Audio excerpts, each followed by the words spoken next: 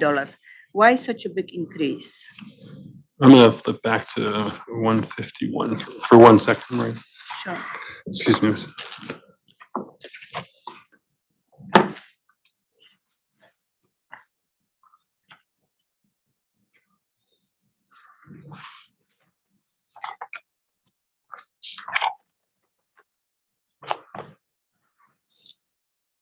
And we can provide this as a late file because I have some documents I'm going to read from and talk from. So Elm Street, New Canaan was estimated at $402,500. It was a pre-design estimate. I think that's one of the most challenging things about water main work is pre-design estimates.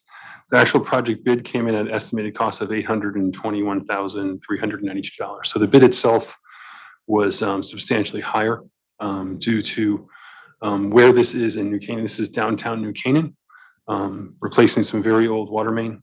It's a piece of section of pipe that we have not done due to its complexity. There's a number of utilities downtown, lots of electric, lots of gas, lots of sewer, and some of those utilities are known where they are and some of them are not. So, excuse me. So what ended up happening with that project, we ended up working for a while, and then we ended up changing contractors due to some issues that we needed to deal with to get that work done. The work was required to be at night. Connecticut DOT required us to do compaction testing in lifts, which slowed down production. And then we also had the utility conflicts as well. And then in the end, we had to mill and overlay and pave the entire surface. So the original estimate was undervalued. I think if we were in our normal WICA submissions, we would have come in and requested an updated estimate and give you an update. So but since we weren't coming in, we did not do that. What about project 761, Indian Spring Pond Dam? So Indian Spring Pond Dam. So we were working with the Rockefeller group as well as Ashworth Estates in Greenwich. They had a common pond. The dam was owned by the Rockefeller estate. So the original estimate was based on their need to rehabilitate their dam. And the idea was and they were going to contribute, and they did, to work just around the dam. As we explored this project, we realized that our water main, which when they put that dam in, I don't know who gave them permission for this, we never could resolve that, resulted in our water main being under the water. So we worked with the Ashworth Estates and the Rockefeller Estate to help us move that water main out of the water, adding to the cost. It's a 24-inch main. It's not a small main as well, and it needed quite a bit of work. The developer did contribute $509,806. So we did have that contribution. So it really was more about the project expansion, as well as we had to use a line stop, which for a 24-inch main allowed us to bypass and maintain access and water control was about $100,000, as well as some additional rock excavation for $90,000 and some additional concrete and various other things. And project 916. It was Post Road in Westport? Yes. Yeah. So that project, that was a very challenging project, I would say. We really transitioned between, and it's always been this case, where you're trying to figure out what prices will be. Again, a pre-design estimate of $484,744, which was around $400 or so a foot. We ended up much greater than that for a couple of reasons. One, when we approached Connecticut DOT, they were getting ready to pave the road. We asked them to wait. They did wait, but they made us pave the road when we were done. They did not contribute to that paving. That section of the post road is very, very wide, so that paving mill and overlay was extensive, which we did not expect that. We also ran into a number of utility conflicts as well as underground oil storage tanks that needed to be abandoned in the middle of the road, and various things like that. The work ended up moving to the evening. We had to get an emergency approval from Westport. They don't allow you to work in the evening without it being an emergency, even though it was on a DOT road. that increased our costs, and the project just, because of these various other things that happened, the duration ended up being much, much longer. Project 1012 Calvary Road in Weston. So this is a water main relocation related to the Calvary Road Bridge in Weston. The original estimate was based on a very simple concept that we could leave our water main in service during the project, during our initial meetings with the town. This actually sort of straddles Westport and Weston. So we ended up working with both communities, and we ended up having to put a temporary water main in as well as use some different materials as requested by the town.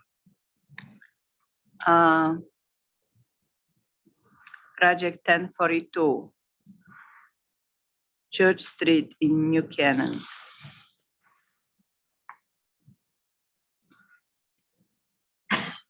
So very much like Elm Street and New Canaan, these happened somewhat at the same time. Again, we would have come back. The original project bid estimate was $806,000, much higher traffic and inspection costs. Again, I think at one point we had 4 or 5 officers out there due to the number of different intersections that we had to address. And then that in itself, and we did not anticipate this, really impacted the production or the amount of water main work you could do on a daily basis. The town also required permanent trench repair. We did have some savings related to paving, but it's really hard to see that when your project costs go up like that. And project 1073.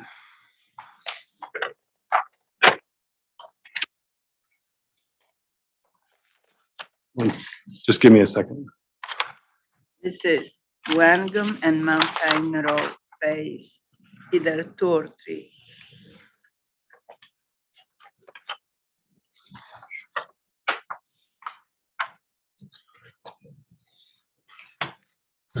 Just give me 1 second. My schedule that I have in front of me doesn't.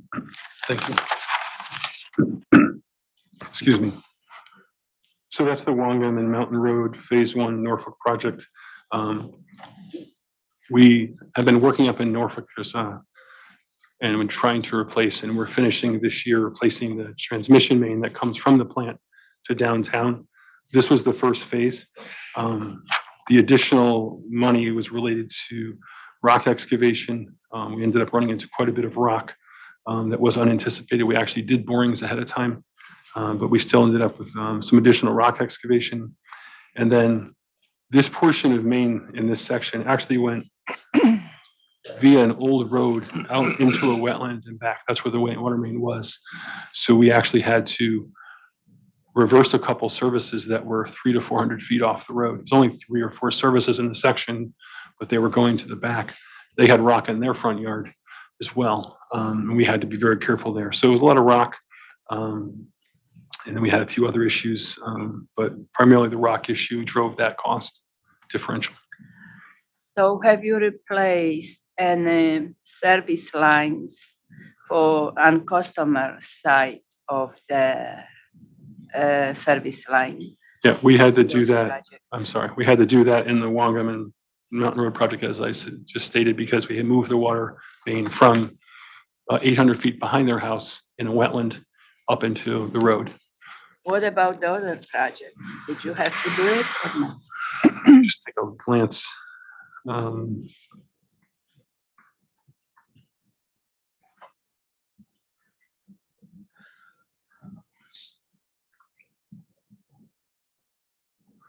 Trying to remember offhand, just on Brentwood and Charterhouse and New Milford, but I don't think so.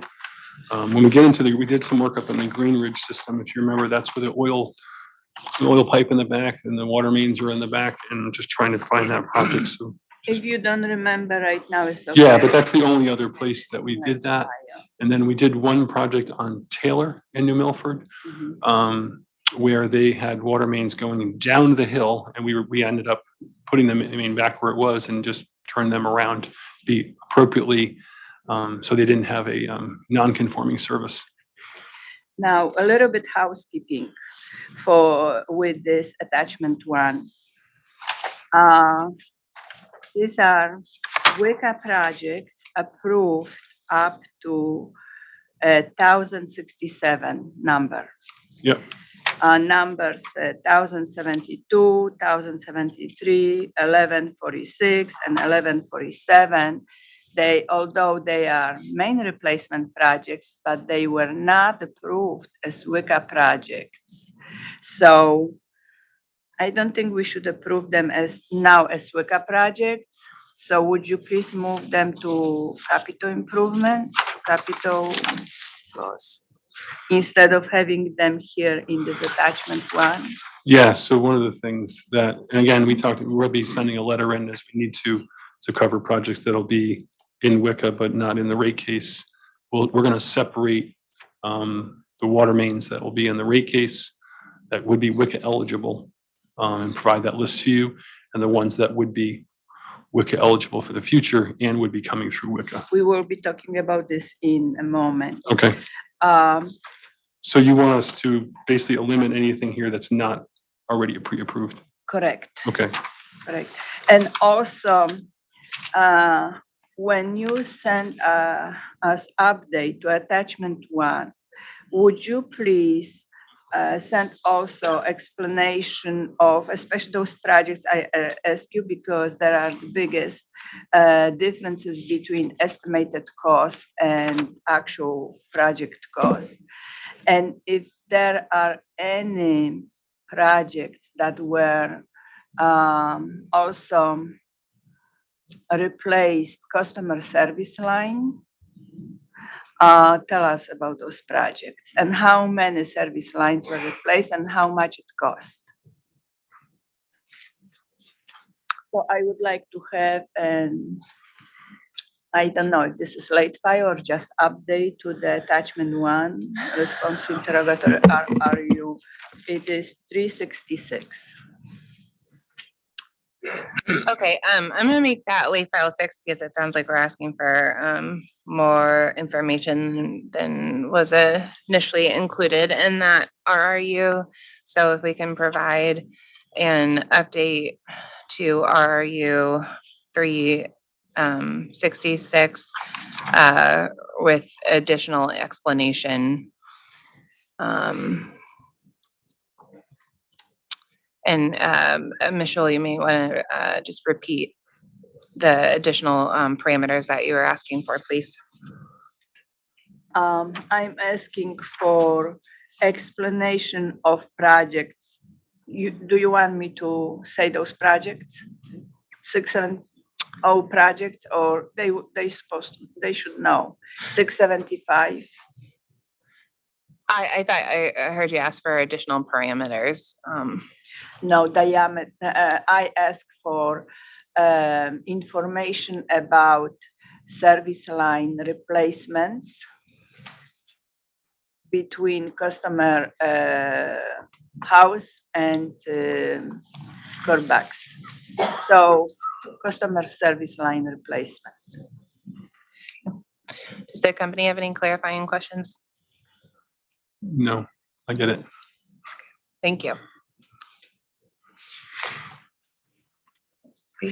All right.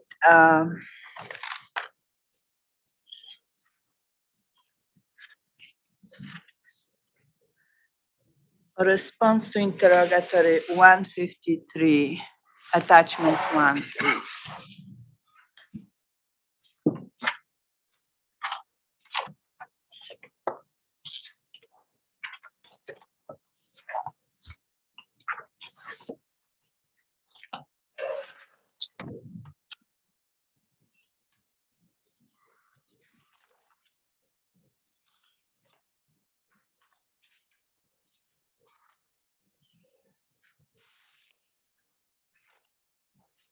So this is only for clarification.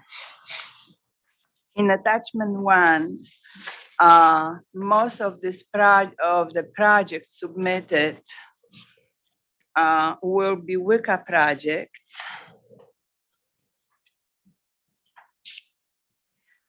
And projects from number 1068 down to project 1241 were not approved as WICA eligible projects in WICA application, correct? Can wait for you. Yeah, I mean, you are, just as we stated before, everything after Yeah. number. So in the status of those projects, you said that they are future projects. Also, I don't think those projects should be approved as WICA eligible projects in this application. So if you would like to submit them during the WICA procedure, please do so, but the status needs to change to certain number, to certain date. Usually we don't like to approve projects that are more than 4 years ahead of time. 3 years is enough. There is a reason for that. Projects change, things change. So then the approved projects, we have to review again. And we simply don't have time for this review. So that's just to tell you that we will be not approving those projects as WICA here. Right, so just to clarify for myself, do you want us to change anything on this attachment at this No. point? So as we've stated previously, is we're going to send you a letter, which is required if we're outside of WICA for approvals, we'll get a letter of the projects that don't have WICA approval into PURA. And then this identifies which ones are in the rate case, which ones are future. But we'll make sure that they have years on them and change them as needed.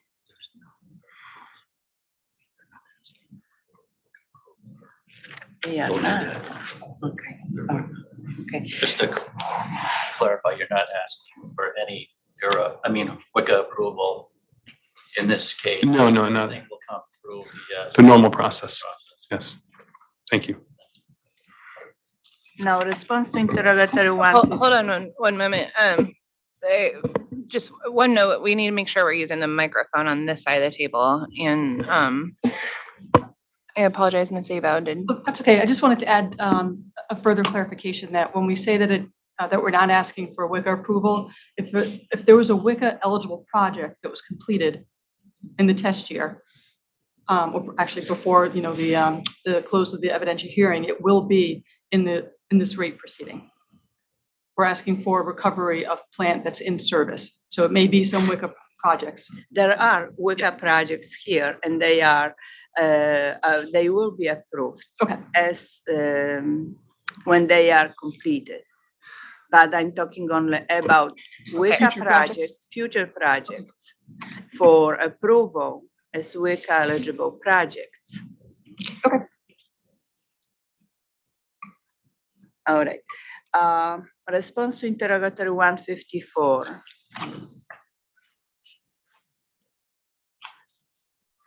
The total WICA recovered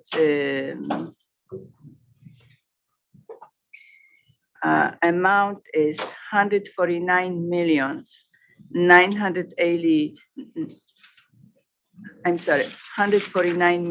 835,447 dollars. Is this amount excluded from the rate case? Yes. Thank you. Can I clarify? Oh, sorry. The 149 million is included in our plant in service balance as part of the rate case. But you are not asking cost recovery for this amount. We are.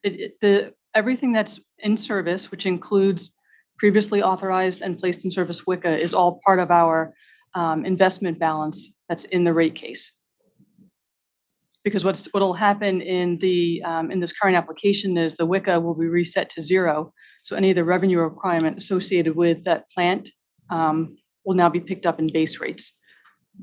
So the plant value is the total sum of all plant in service for the company, including WICA. And you were before approved for cost recovery for WICA in WICA procedures. So we were approved for a surcharge on that plant. And so the base rate application that we have before you now includes all of our total combined investment.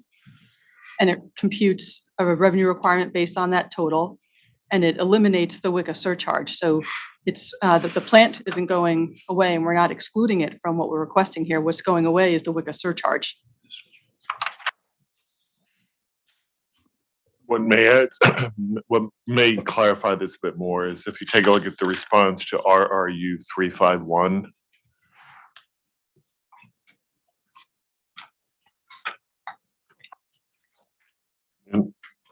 And on the second page of that, you'll see a roll forward of the rate base value from the last rate proceeding.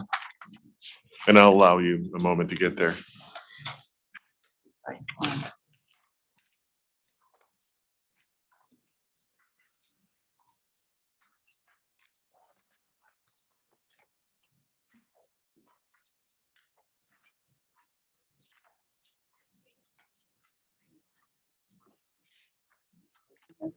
Do you have it? 351. I'll let you do the talking. All right. I have it now.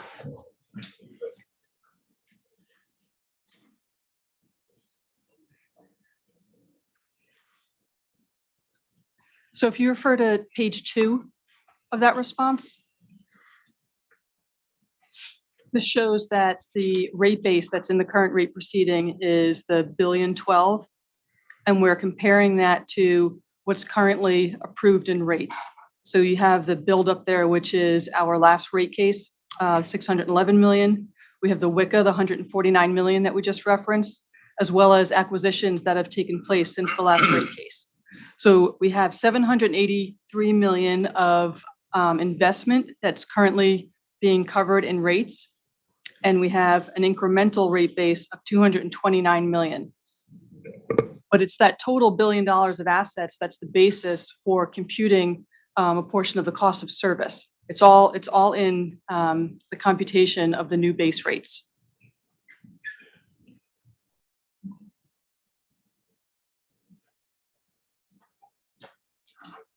Okay. Question? No. All right. Thank you for explanation. Okay, we should probably. And now I would like to refer you to Schedule B -2.2A. Which Detail. interrogatory? And me, The schedule? B It's in the original customer. -2.2A. That's detail of plan addition after test year up to August 31st, 2022.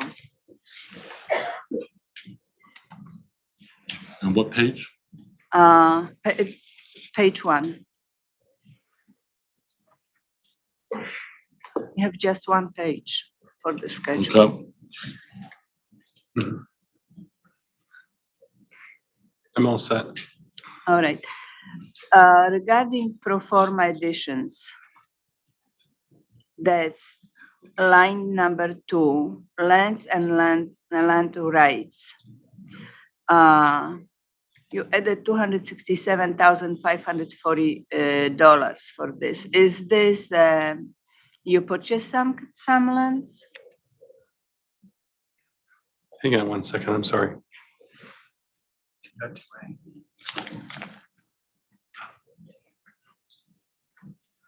Okay, so we're talking about Schedule B 2.2A, land and land rights, is that your question? Yes, Okay, that's line 2. and I'm sorry, what was your question? Did you purchase any land?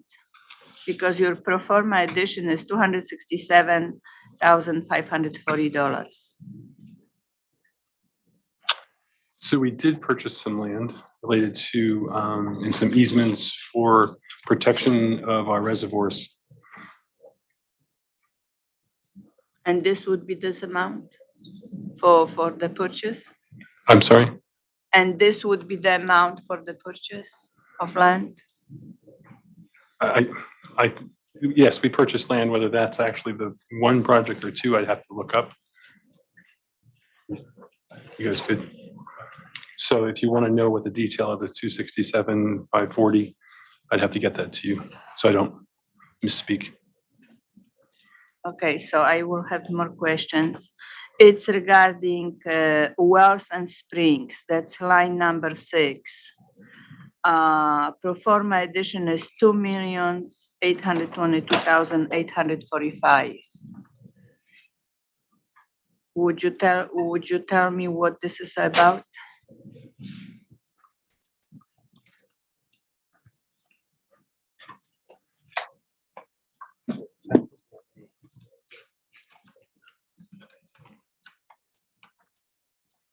Just clarifying whether it was broken out somewhere else. Just give me a moment.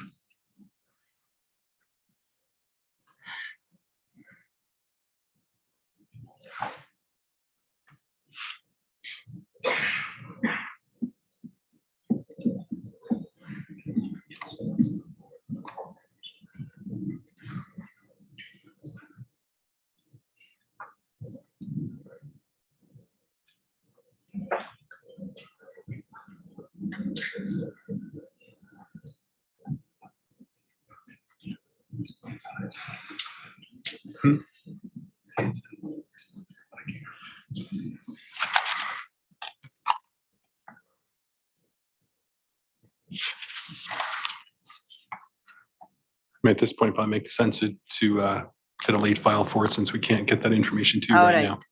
now. So I would like you to clarify few things for this schedule. So wells and springs, pro forma additions, and pro forma retirements. What was retired there? This is in the source of supply plant. In supply mains, that's on line 8. What was added to mains? And other water source plant, what was added over there, as well as retirement? What was retired? For pumping plant,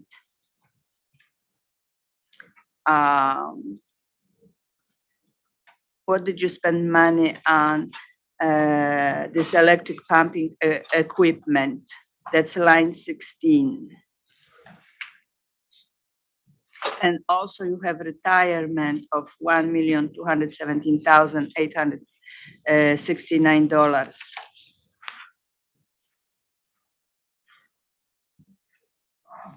For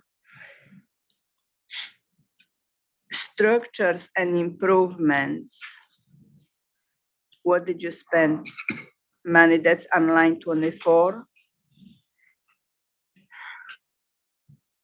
And water treatment equipment as well. And also, what was the retirement for structure and improvements is almost $2 million. It's $1,858,815. And then water treatment equipment retirement is also $3,506,888. Can I ask I'm sorry, just a clarifying question. So the schedule that we're referencing here is all based on projections from December 2021, the end of our test year, to August of 2022.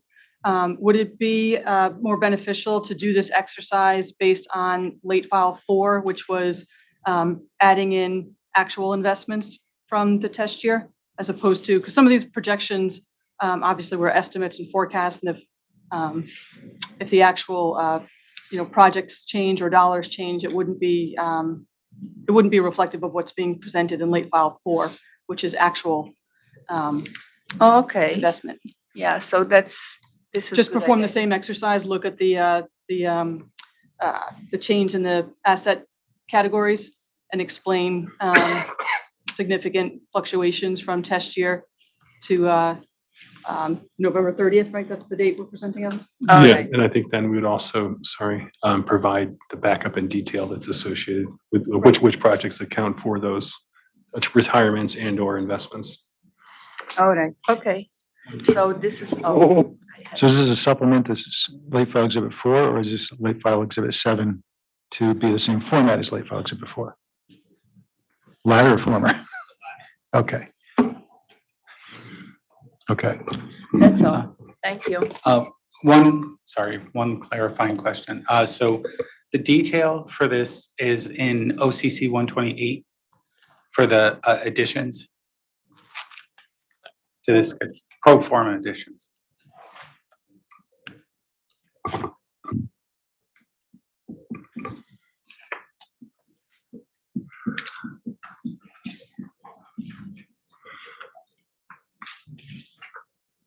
That's all my questions. Thank you so much.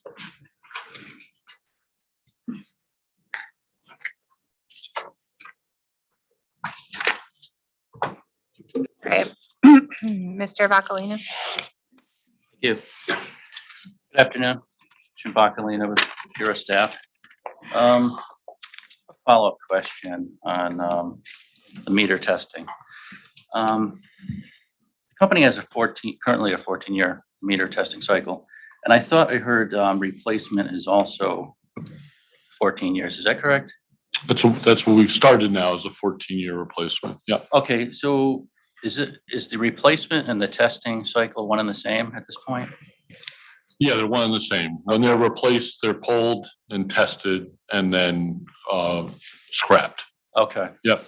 So at the point that it's tested for the first time, it's Yep. And what we do with that is depend on the test results. We report on the test results. Mhm. If it is in our favor more than what's allowed, then we have to offer a credit back to the customer. But that happens very rarely. okay. Thank you.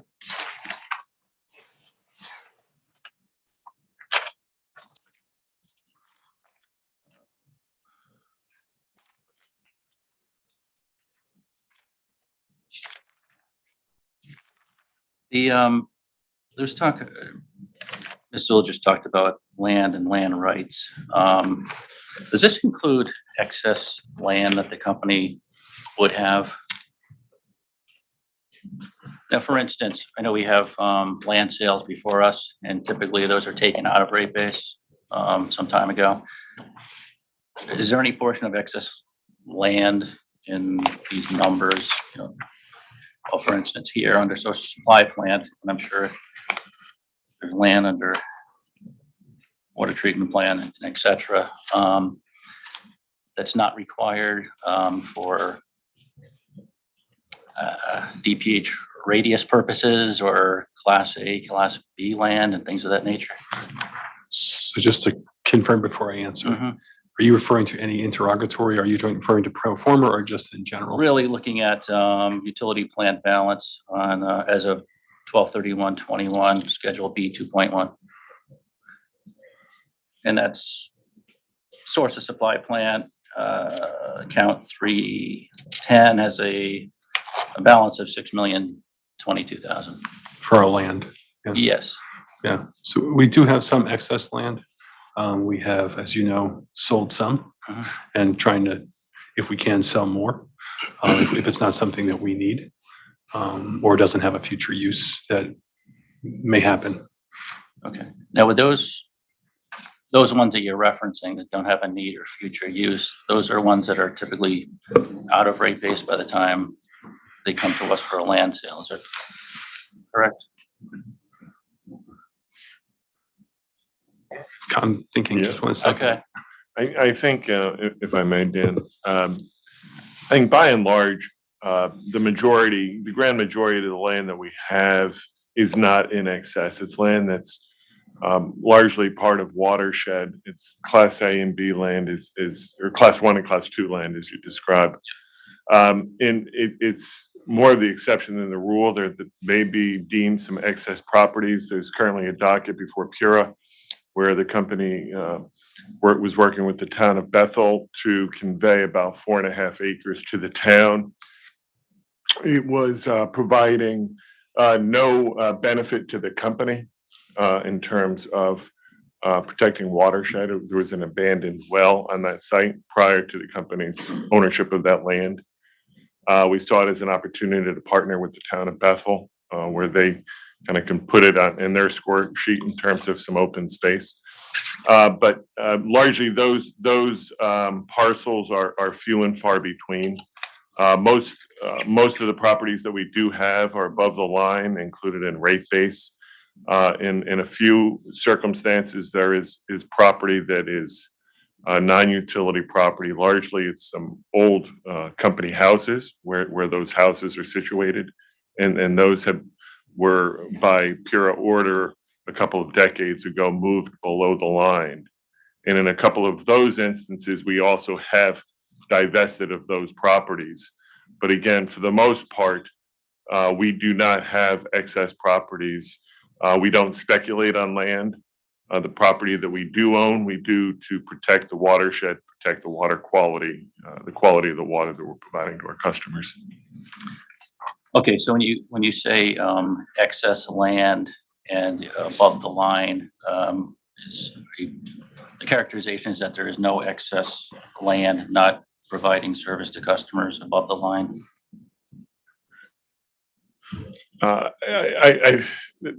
Hard to say that 100% certitude in terms of how much is there. Again, over the course of the past decade, we've acquired, 28 different transactions, some 75 water systems. And to the extent that what came along with those may be property that was previously included in rate base that might be designated as utility plant. Again, I think in terms of the grand scheme of things, the dollars associated with that property is relatively, for the most part, it's not significant. If there's some specific details you'd like to talk about in terms of a specific parcel, we'd be happy to dig into that Yeah, some it's more. just more of a general at this point.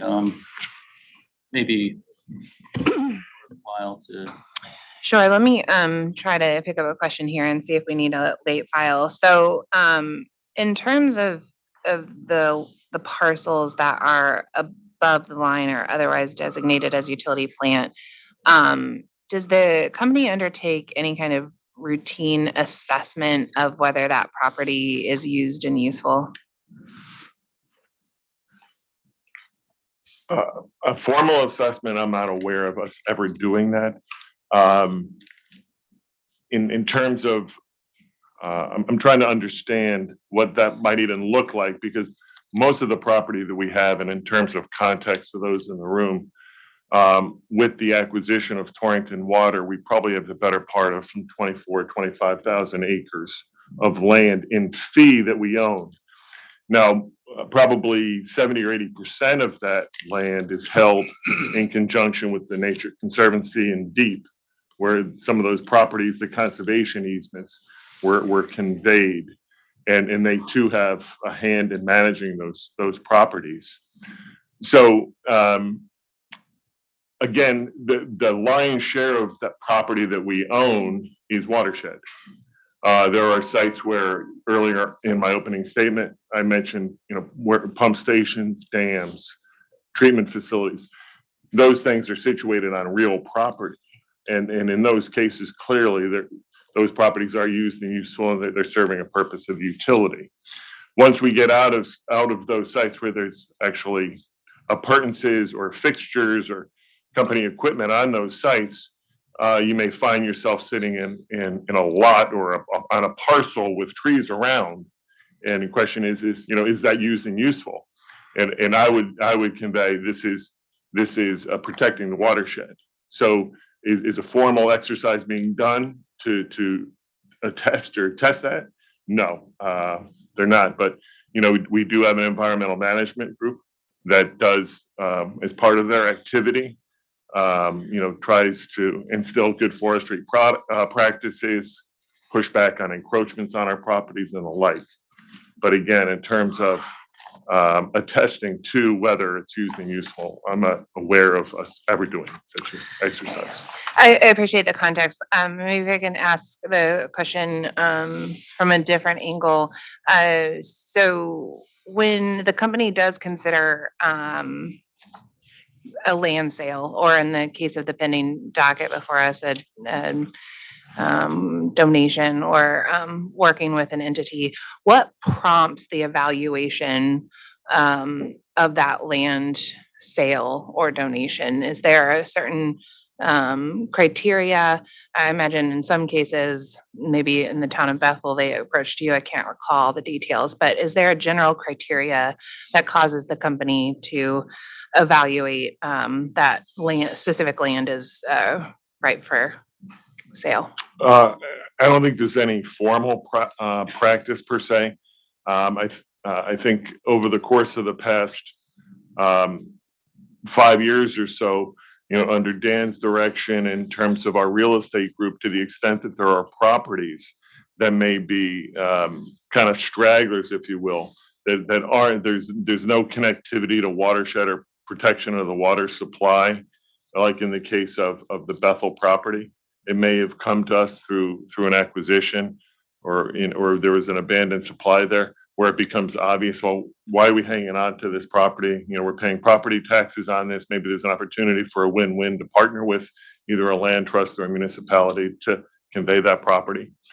But I think it's done more in the context of one-off exercises as opposed to a formal practice or process. Thank you. That's helpful. When you acquire smaller water companies, does your real estate group conduct, as part of that exercise, an assessment of the land holdings of the smaller water company? Absolutely. Yeah. Okay. Do you identify through that process? Are you specifically looking through that process to divulge or to sell any of the land when the acquisition takes place? Well, whereas we're evaluating the land, again, I think we're in the business of providing water service. We're not in the practice of speculating, or we're not in the real estate business. You're not going to see us buying another water utility or a water system with the intention that, hey, we're looking at this in really two parts. One is the value of the business, and there's a second piece where there's maybe some hidden value in the property that may be undervalued on their books, and we can speculate. We don't do that. To the extent that we're buying a system, we're doing it solely on the merits. Hey, this makes sense in the terms of it's a small tuck-in opportunity where it coincides and works with state policy in terms of trying to consolidate some of these small systems and making more efficient and better run utilities. We'll do it in that instance, but we're certainly not doing it because of any known or hidden value of the real estate. Understood. I think I was maybe my question was not fully clear. I'm not asking from the perspective of like speculation or trying to profit, but rather understanding if the company assesses whether the land holdings of an acquired entity are used and useful. And if they're not, are there plans made to sell them off? And I think I understand that is that you're from your previous testimony that is not necessarily an exercise that you do when you acquire the entities, but I don't want to mischaracterize your. No, I think that's a fair statement. Right. Very good. Thank you. Chairman, if I could clarify, could the company have the ability to provide Mr. Bacalina with a late file exhibit that responds to the question that he raised and that you raised as it relates to the land and rate base? Would that be helpful to the authority? I appreciate that. I will take that under advisement. I'm not going to issue a late file exhibit request at this time, but we'll finish the cross and see if I want to take that up. And thank you. Thank you, Mr. Bacalina. Thank you. Move on to lead service lines. Is it a common theme in all states that customers own their service lines, essentially from the curb box to the home? It's not consistently. So some states I should say some water systems, the customer owns from their home to the main. Mhm. As you know, we own from the main to the curb stop. Yep. So like Trenton, New Jersey, where the Yeah. infamous replacement of a lot of services, that was entirely the service from the main into the house was owned by the customer, Main to the house. as an example. Okay. Waterbury hasn't. And that, so in some instances, it's actually more of a responsibility of the customer than in Connecticut, Yeah, in that instance. yeah. I mean, there were systems in Connecticut that had the same scenario. Okay. Regulated by No, municipal. municipal, okay. Just making sure. I Yeah. Didn't think So so. that's what I'm aware of. I should say that. Okay. Is that really for due to private property concerns and liability concerns and things of that nature that the customer maintains ownership of that? So you're referring to Aquarion and how? Well, okay, yes, the curb stop, we'll take Aquarion's scenario where it's the curb stop to the residence, yes. Yeah, it's on their property too. So, if we were to, and I again, don't know how other municipalities or utilities address this, but if we have an asset on a private property, you need rights to do what you need to do. Okay. Now, this is the first time the issue of lead service line replacement has been brought formally to the authority by Aquarion. Is that correct? Correct.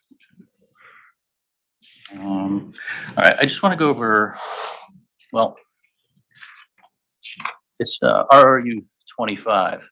I'll do my best to go through it. It's 129 pages. So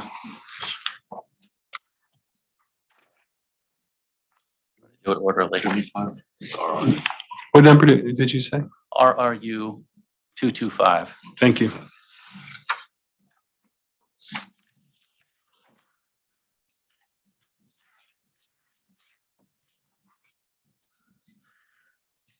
So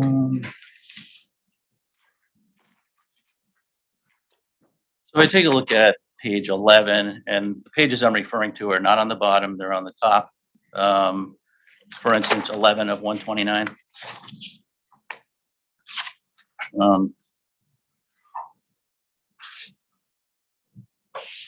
Now this mentions, towards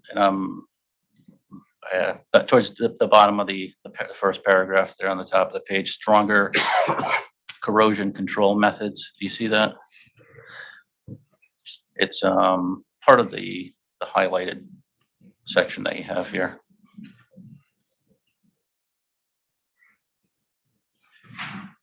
It's in the first paragraph. Hopefully you have First paragraph, you hopefully said? it's laid out the same way that I printed it out.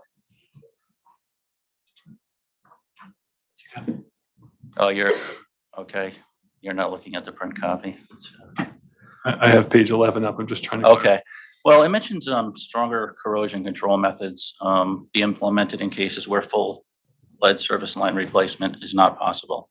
I just wanted to ask you about, in your pre-file testimony, you talk about the corrosion control methods that Aquarion has undertaken and that you believe, or the testimony is that that's kept the company or addressed the lead risk in the Aquarion systems. And can you generally discuss the corrosion control program and if and how it will change during the course of a lead service line replacement program? So the corrosion control program has been in place whether a lot of systems had polyphosphate. Right now we've moved most of our systems over to a polyortho phosphate blend. So you get both corrosion control and the polyphosphate helps with discoloration and things like that. So that won't change. We'll continue doing that because even if you were to replace all the lead service lines, which again is a very large effort on both sides, you're still going to have fixtures in homes, old brass fixtures that have lead So you still have that. So the testing, the point of test, if you remember, is inside the customer's home, right? So it's not out in the distribution system, because if it was out in the distribution system, we would be good. It's, it's that line, and then if even without that line, and we've had just situations, actually one in our Craigmore system, where we had a high number on one home, a small system. We needed to talk to a customer about replacing their fixtures because they had old fixtures that had lead, and they let the water sit in them. They don't use them, then they just turn it on quickly and drink the water. So that, right, it's not our problem, but the regulation puts that on us because it's the water that's supplied. Okay. All right, so regardless of the lead replacement program, the additives that you currently put into your distribution system are going to continue. Yeah, we'll continue with our corrosion control improvements. We actually have a plan and rollout. So most of it's been done. I think we have one or two more left over to do. So moving on, and this is going to cover various topics because each state just goes through its whole program. So now in Pennsylvania, there's Pennsylvania Americans to revise the tariff to permit the company to replace customer-owned lead service lines and capitalize the cost, and earn a return of and on these investments through the DISC, I believe you call it, which would be WICA. is similar to WICA. It's the same, one and the same, or set very similar. Okay.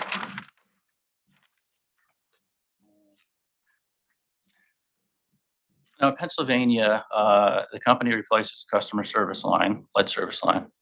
I'm sorry, the company, yes, replaces the customer service line, and then the customer would maintain ownership of the service line and have responsibility to maintain, repair, and replace after the company replaces it. Is that the same philosophy or the same program structure that you're looking to put forward in Connecticut?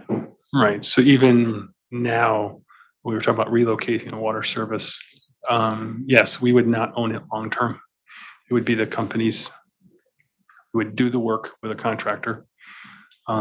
If we had, and then after it was over, the customer would own that service line to the curb stop. Okay. Again, sticking with Pennsylvania, the customer enters into an agreement which authorizes the company to access the customer property, and there's a 1-year limited workmanship warranty provided there. Is that something that's contemplated in? So we're working through that right now with the permission, if you call it a permission to enter and execute the work, right? And we need to have someone sign that. There's going to be a warranty that our contractors are going to provide, and that would be to them. So we're working that right now.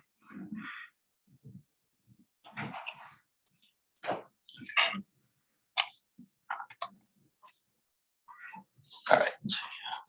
So it is a similar proposal to what I Yeah, just. I would say most of the programs out there have a similar concept. The recovery is a different mechanism sometimes, but you need to get permission, you need to get the service line replaced. How is that getting done? Okay. What's the time frame that you would have? I guess in some areas here, they call them well, I'll just call it a customer contract, I guess, between the company and the customer. What's the time frame that you have to have that completed? So these you're referring to like the contract? Yeah.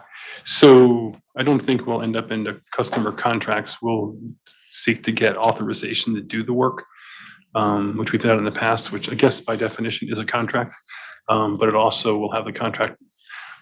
So because you have to get a building permit in order to do that work, the owner actually has to sign the application because it's part of the home.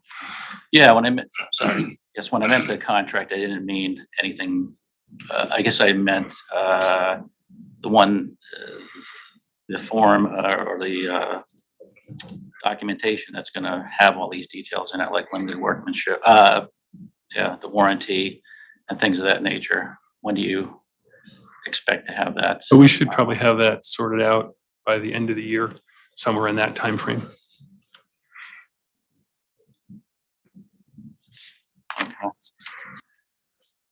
All right, continuing in Pennsylvania. With the information filed here, they have a two-part replacement plan, which is a remove and replace during the regular course of main replacement, which I believe is the case, what you plan to do in AQUARION, is that correct? So lead service replacement on the company side and the customer side will be done in a couple ways. One, emergency replacements, so leaking services, water main replacement, as well as targeted replacements. Okay, we'll get to the targeted one also momentarily. But the second part in Pennsylvania is a remove and replace the lead service line when requested by the customer.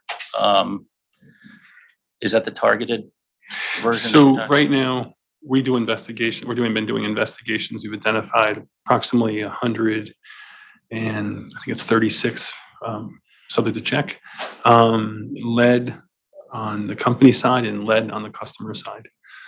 We applied for funding through the SRF program. We anticipate receiving some principal loan forgiveness, hopefully around 49%, which would allow us to complete the work, obviously for a far less dollar. The portion associated with the customer would be covered in that 49%, and the company would get some benefit as well. Right now, we're estimating that a customer side service would be around $3,000 to $5,000, and a company would be $10,500 to $12,500, mostly because of paving, as you can imagine, driving that number. So I'm sorry, you said 3,000 to 5,000 on the Customer side really has a lot to do with distance and restoration. And you mentioned the 36 customer system that you've filed an application with the. Yeah, 136. 136, I'm sorry. And that's, okay.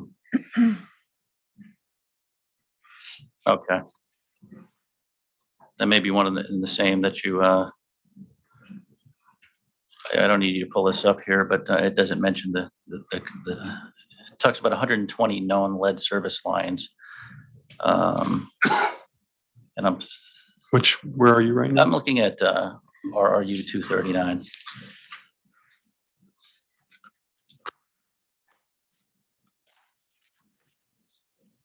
Yeah, that number has gone up since. Okay.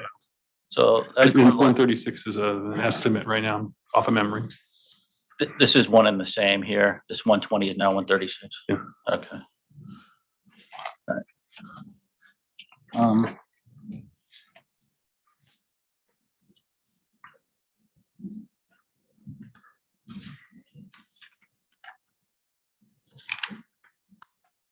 I'm sorry if I missed the part about the targeted, but could you just go over that? So that's the one. So target, what I mean is we've identified lead services that are not associated with an emergency or a pipeline project. So, we have 120, 130 that need to get done.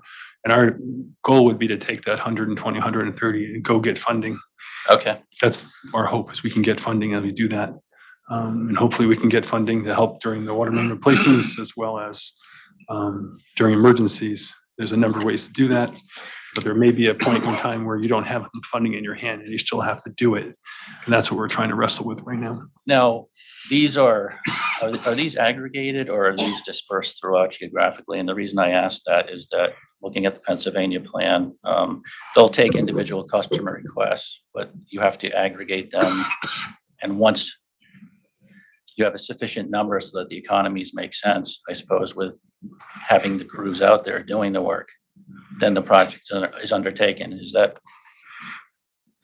Yeah, so right now we don't have a method for taking customer requests. Right now, when we do an investigation, we notify the customer of the outcome if there's a lead service on either side. If it's on our side only, we then go ahead and take care of that. If it's on the customer side only, we notify them because we don't have funding right now, and see if they want to do that work. We have yet to have anyone other than maybe one person actually do it. During water main replacement projects, when we come across that situation, we actually put them on we run out temporary water into their house until we can work with them, so we don't end up with a health issue inside their home. So, Pennsylvania assumes that the majority of customer premises served by a company lead service lines also have lead service lines. Is that also the assumption at Aquarion? say that one more time. If the company has a lead service line, the assumption is that the customer? Depending on the system, I would think. The company in the 80s, 90s did a lot of company side replacements, which, now come October 24 will not be allowed to do partials. So you can't replace just your side if the customer has a lead service as well. So we have found quite a few where we have lead, they have copper, we have copper, they have lead.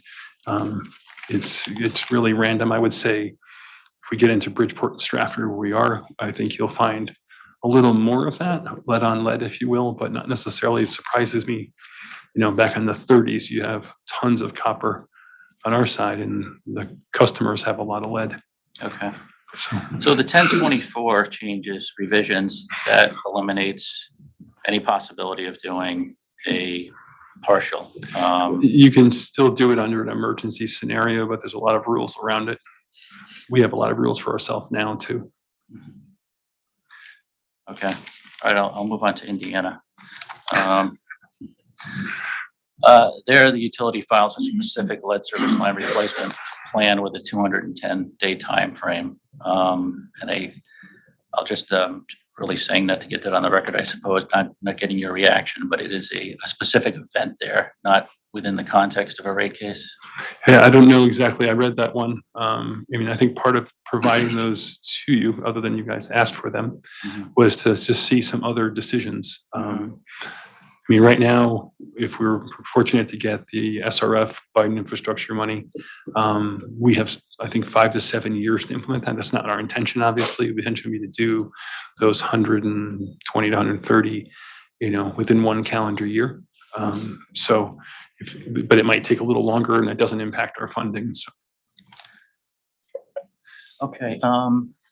You mentioned about the customer expense for a service line versus the company. So when you mentioned the $3,000 to $5,000 cost for the customer side, was that assuming any efficiencies that the company itself would?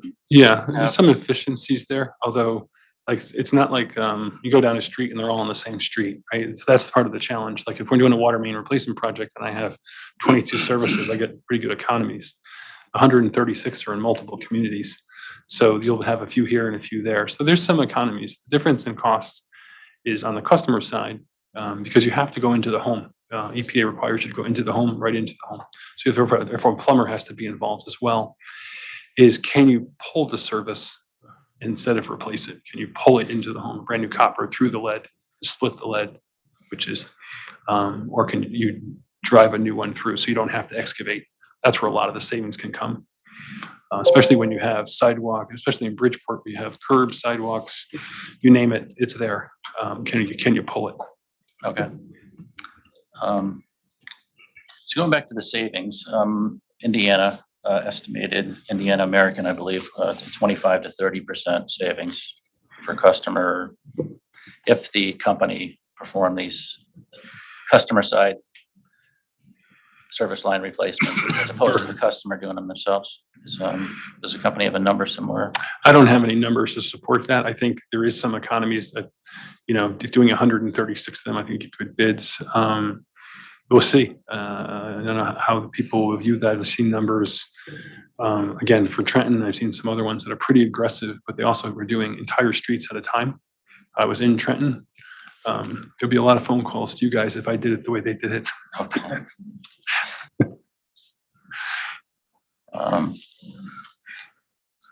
RRU 227.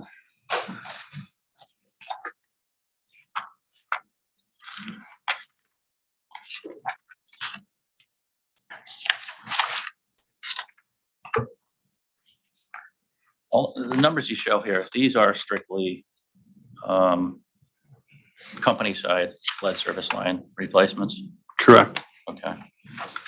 Has the company performed any lead service line replacements on the customer Customer side side? to date? Only in cooperation with a customer who's paying for it. Sometimes they have a long one and we need to go a few more feet into their property, but we're not doing wholesale customer. We're putting them on a temporary line or we're doing emergencies and then talking with them and trying to convince them. At this point, they've paid for those service line. Yeah, right now, the only way we can do it is if they pay for it. Okay. And we're finding that to be, regardless of income level, almost impossible to get someone to come up with that money. Okay. What would you say, in a year, how many requests do you get for something like that? We don't get requests. When we find it, Okay. we I see. notify them and most people don't even call us back, which is Oh, I see. This is surprisingly. So we're not getting people calling us. Like we had somebody call us the other day, but we had sent them a letter to notify them of the situation. We said, hey, and right now there are ways they could get money depending on their income, right? They can go through some programs at the local level. But I think what we're trying to do on the customer side is get funding through the SRF, through Biden infrastructure bill where we can. And then as in another interrogatory, there's plenty of other programs we can hopefully work with communities where they can go get funding to help offset for their residents. I think that's the best bet. But again, I think the biggest challenge we have is come October 24, that maximum contaminant level goes from 15 to 10, right? And so the likelihood of exceeding an MCL now goes up. We have systems that are at 11. We have to replace 10% of the lead services in a system until we can go below 10. So someplace like Bridgeport, where the company historically has done a lot of partials on the company side, has a lot of customer side services that we'd have to do in order to bring that maximum contaminant concentration down. And that's where I think the biggest risk for any water utility is, to be honest with you, where they have to go start replacement and all there's left is customer side.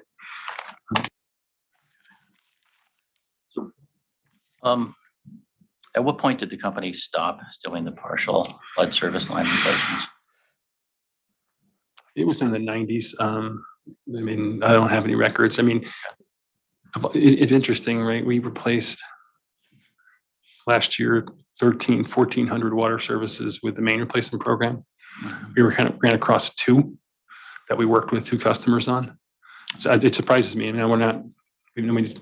I think we did, one of them was in Bridgeport and you would think the street would have 100% customer lead, and it didn't. So still surprises me, but So going back to the previous example you had, customers don't notify you. It's essentially you notifying them as a result of a pothole investigation. Pothole investigation. Right now, we're also using periodic meter replacements, because when you do the meter, you can see the customer side service. So it's like free information, but got to get 14 years of that to get all of it, right? And then, so a good example is like right now, if we acquire a new system that needs new meters because they've never replaced them or they don't have any, then we can get all that data right away. And then we struggle with the company side because they may not have the records. And in some cases, we don't either, with what happened. Even back in the 30s, when you think everybody recorded everything, they didn't. So. And the customer response when you do inform them that they have a lead service line is when they call, they want it done. They want to know how to do it. We had one the other day. We explained to the customer that we have corrosion control in place. Our water quality team will go out there and sample for them if they want that. You send them the bottles, and a lead sample is relatively inexpensive. I think it's between $10 and $20, so it's not like you're a big investment here to get some results. And we told them, we're gonna get some funding if you're willing to wait. Otherwise, here's some programs, people you can call, trying to help people. But when you start looking at trying to get to the end of this at some point, it's not going to be 3 years. It's going to be 10, 12. Just because, there's so much to do, and how many customers can I really interact well with? A couple thousand is reasonable. Trying to do 10,000 in a year would be, I think, disastrous on the customer service side, but also getting that work done. So maybe if we get a customer call, we go out there again, look at it, validate it, and then try to figure out how to do it right now. And that's the challenge you're talking about. Some people would have the means, most people don't. And so what are we doing with that? And then we still own the compliance. If their lead service remains only on their side, it's still considered a lead service through and through. And we still have a risk on a regulatory point. And you talked about this a little earlier, but the Indiana plan talks about addressing unusual site conditions and restoration. Does the company have any plan for how to address that? For instance, in Indiana, there's at least when this was a decision I looked at for the information, there's a $7,000 program allowable amount. I guess you'd call a cap. Yeah, we haven't, again, as part of that authorization to do the work, that's gonna have to be part of it. I mean, if someone has cobblestone and all of that, right, and that's not something I don't think anyone should pay for. So that's something we have to work through. But again, maybe we can pull it so we don't have to get through that. But in places where the soil conditions are not suitable, that's not gonna work either. So. Okay. So you believe that you will be able to go underneath most of these? You can, what they have is you can basically go inside the house and you can connect onto the existing service and you pull it literally through the existing service and you have a new one. So now it's copper. Okay. So if we can, that saves a lot of time and money. So that's what I'm hoping for, but sometimes you can't get that done because how it was laid. So. I think you've already touched upon this too, but the not covering local plumbing codes and things of that nature, that's not part of a lead service line program for AQUARION. And, say it one more time. Non-related local plumbing codes. Yeah, so yeah, EPA is going to require us to go into the home. So the plumb, 5 feet to the building in, a plumber has to do that work. So whoever's doing the contractor side's going to have a plumber on board going in the house and connecting it. A site contractor can't do that unless they have a plumbing license. So the instance where the situation you mentioned before, where there was very old lead fixtures in the home, the company is still going to, even if you replaced the service line on both sides, the company and the customer, when you take the sample inside the home, you could very well still be. There's still a risk. Okay. I mean, we have that in some of our smaller systems that are high density polyethylene services and main, and you'll get a lead detection, which means it's in the home. So in that instance, it's the responsibility of the customer, and is it AQUARION's hope that the rest of the system does not have extremely old lead plumbing, and therefore you are fixtures and you fall within the parts per billion that. Yeah, I mean, I guess we hope that we don't need to do that, but like if for some reason a customer's fixtures result in a detection level above 0.1 and exceeds the standard, we're going to have to replace. And so it's an interesting. There's lots of still questions being asked of EPA and how that stuff works. If it exceeds a certain amount, you'll have to go inside the home and replace it. Well, we don't. If you exceed the standard, and the standard is 0.1 based on a grouping of samples, not just one sample. Okay. But we want people to try to fix it, right? And Sure. That particular one was driving us into an exceedance because it was such a small system. Like when you only have 15 or 17 customers in a system, one sample drives that statistics.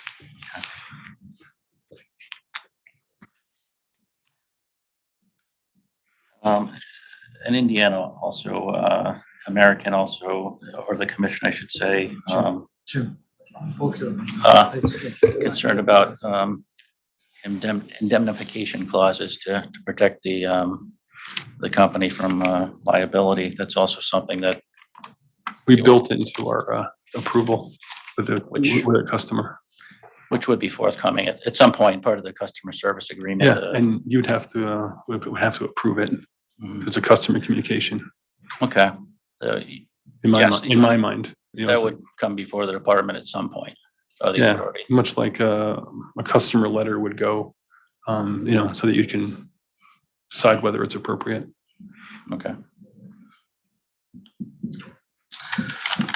Um, So what is your hope on when you begin to start replacing these customer side service lines? So I think like I said, the 120, 130, whatever that number really is, I should remember it, I apologize. The draft intended use plan has been published. I think the hearing is today. So we should find out in the next 30 to 60 days. We should make the final intended use plan, how much loan principal forgiveness we'll get. So basically, I think we applied for $1.8 million, give or take.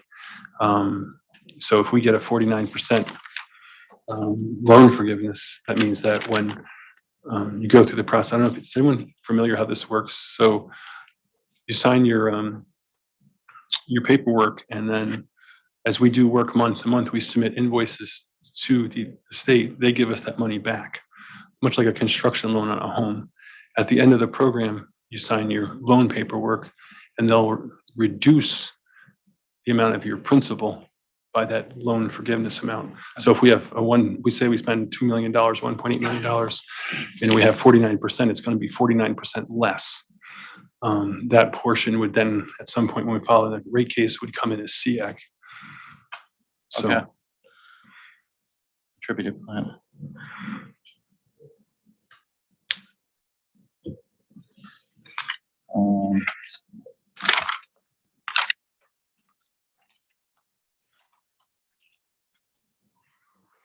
So, and I assume any customer communications formalized is going to be part of this package that you're putting together, hopefully by the end of the year. Yeah, I mean, we need them ready for when we start to do those 120, 130.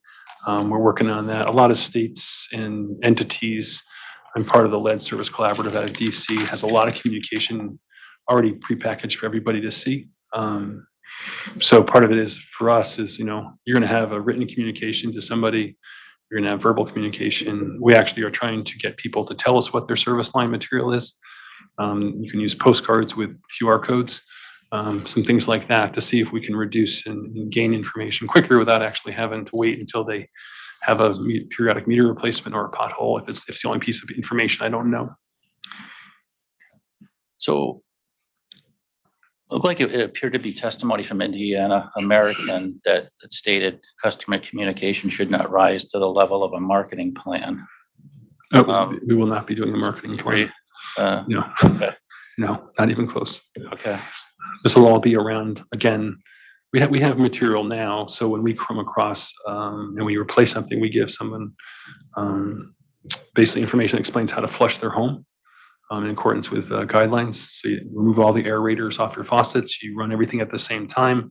That way, if anything got disturbed, you're going to clean that out. If you leave your aerator in, that's like the biggest challenge, right? Is you can have lead particles sitting, particulate lead.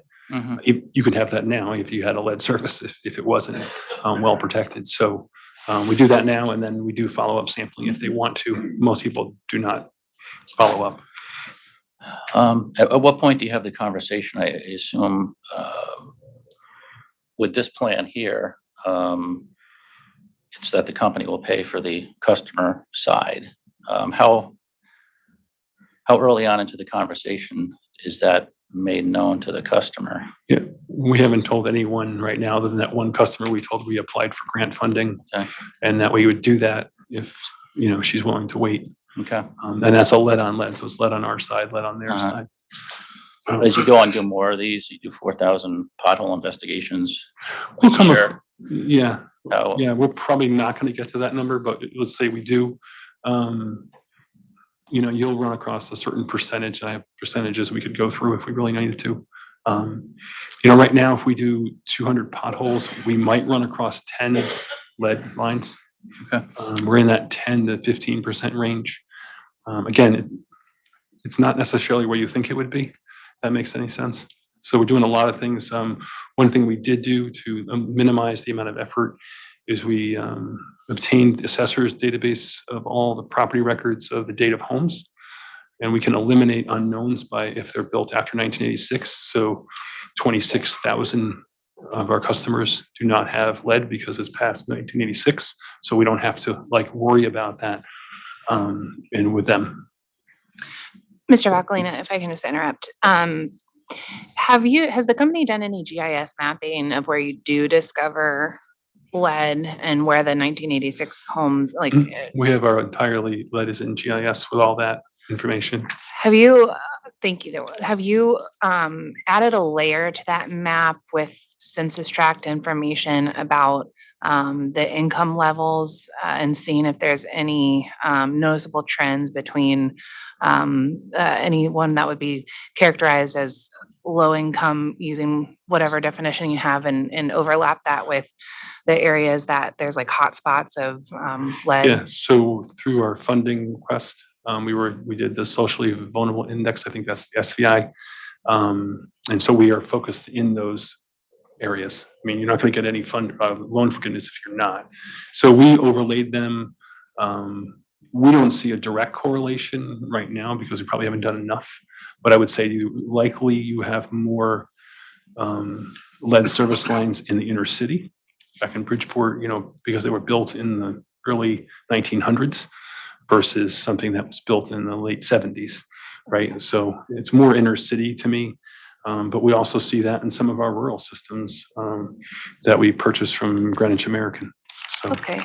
Are you able to provide like a static copy of the GIS mapping with the only layer on there being the overlap of the, I apologize, I didn't catch the index that you're mentioning. So during COVID, the Department of Public Health used, I think it's the Social Vulnerability Index, but they changed it in the middle of the application. So I can show you what we did. We identified where we were going to do investigations and replacements and identified whether they were in an SVI or not. And that's how the scoring works. We haven't overlaid our entire system. We could do that. It's relatively easy to do. So if you're able to do that, and does it make sense for me to ask for a static copy of that and with just I understand that GIS mapping can be. That's a big map. Yeah. We have 59 towns. Yeah, let me, Be more than happy to meet with you someday and go through it. We would file it probably confidentially because people don't want others to know what they're doing. Right, understood. So let me take a step back. The lead service line replacement program, as proposed by the company, does not have any income qualifications associated with it, does it? No, it does not. But when we filed it, we provided the SVI score for every location, I think. So we wouldn't get funding if we weren't doing 49% in socially vulnerable areas. So we were trying to make sure that we can continue to get that 49% funding. The grant funding, but the remainder of the funding for the program you're asking to come from ratepayers, correct? So if all goes well, let's say there's 139 customers' hides cost $5,000, and I'm going to get 49% funding. So none of our customers would pay for any customer side service because 50% of 17,000 exceeds the amount I need for each customer. Okay, so for the eligibility for the grant funding, as long as you are servicing the SVI above 49%, the grant funding can be used for customer side replacements that are not SVI customers. Yeah, so I'd have to go back and read all the rules, but it's pretty close to what we have to have. I think it's around 49% of the activity, right? Has to be an SVI over Okay. a certain score. Okay. And they all have different scores, and I don't have that in front of me right now. Okay.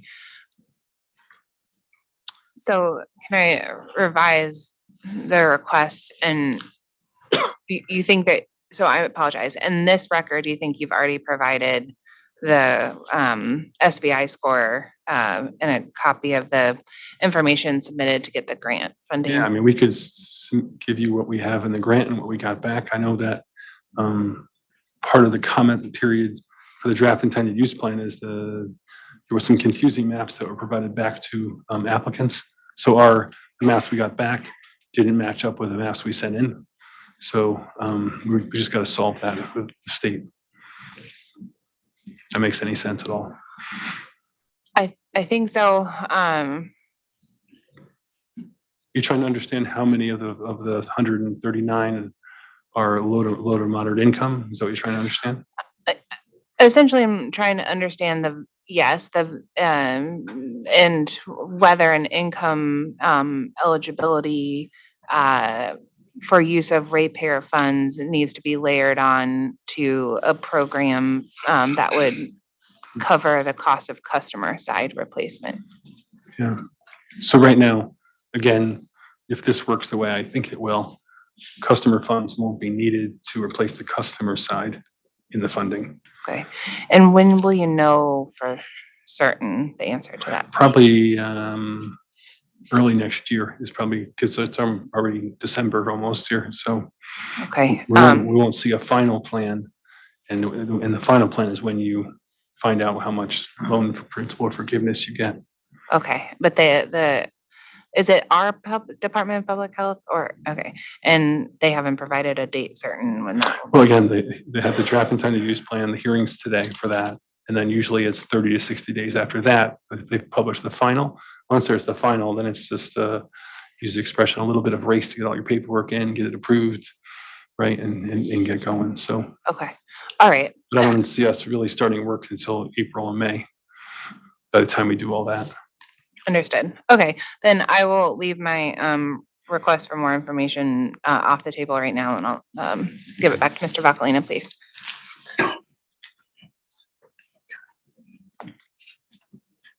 So just going back to what you just mentioned there, not thinking that the company's gonna have to provide any funds for the customer side, that's via the DWSRF that you're filing. What do you anticipate the number of customers that you would be able to accomplish through that program in any particular year? So right now that program's 5 years long. So we're intended, right? So maybe we could do, 500 to 1,000 within that program. At some point, you can only get so much money. We're going to share that money with others. So that's what I'm saying. We want to work with, and I think, can't remember the interrogatory, we laid out other programs that we can work with communities where they can apply for money on behalf of their residents to cover that. I don't know those programs well, to be honest with you, but the EPA had a long list of them. And then, again, I think for us, when we can plan it and work it out, that's the easy side. It takes time and energy. I think it's when I am in the middle of a water main project or I'm in an emergency and I don't have that funding in place. We need the ability to replace that lead service if that customer can't address the issue for health reasons. Right? Okay, I'm trying to find the response here, but it went over your 12-year program, I believe. It came out to about I'm sorry. about 8,500, 8,500 expected lead service lines. Yeah, and that's based on a lot of data that we have and don't have. Okay, so there will be, if it's a 5-year program and you can get 500 to 600, and the total that you need to do, Yeah, so about there's 8,000 more than that, there's going to be some point where if these other programs don't kick in, Yep. there will be some There'll be- repair. There's going to be some program that's going to be needed long term. We're trying to do the very best to offset those costs now and use this program as we can. So if we find, I think if we found 500 lead services in our investigations, which we don't know of, but if we did on the customer and our side, we would apply for 500. We would apply for that. It would be a lot of money, but we would apply for it. And again, we have more than 1 year to do the work, and then we would apply again. Probably can't apply until I finish, but so our intention is, hopefully you could get somewhere between, 10 and 12, $14 million of offsets. So, and I think that makes a lot of sense. Okay. Well,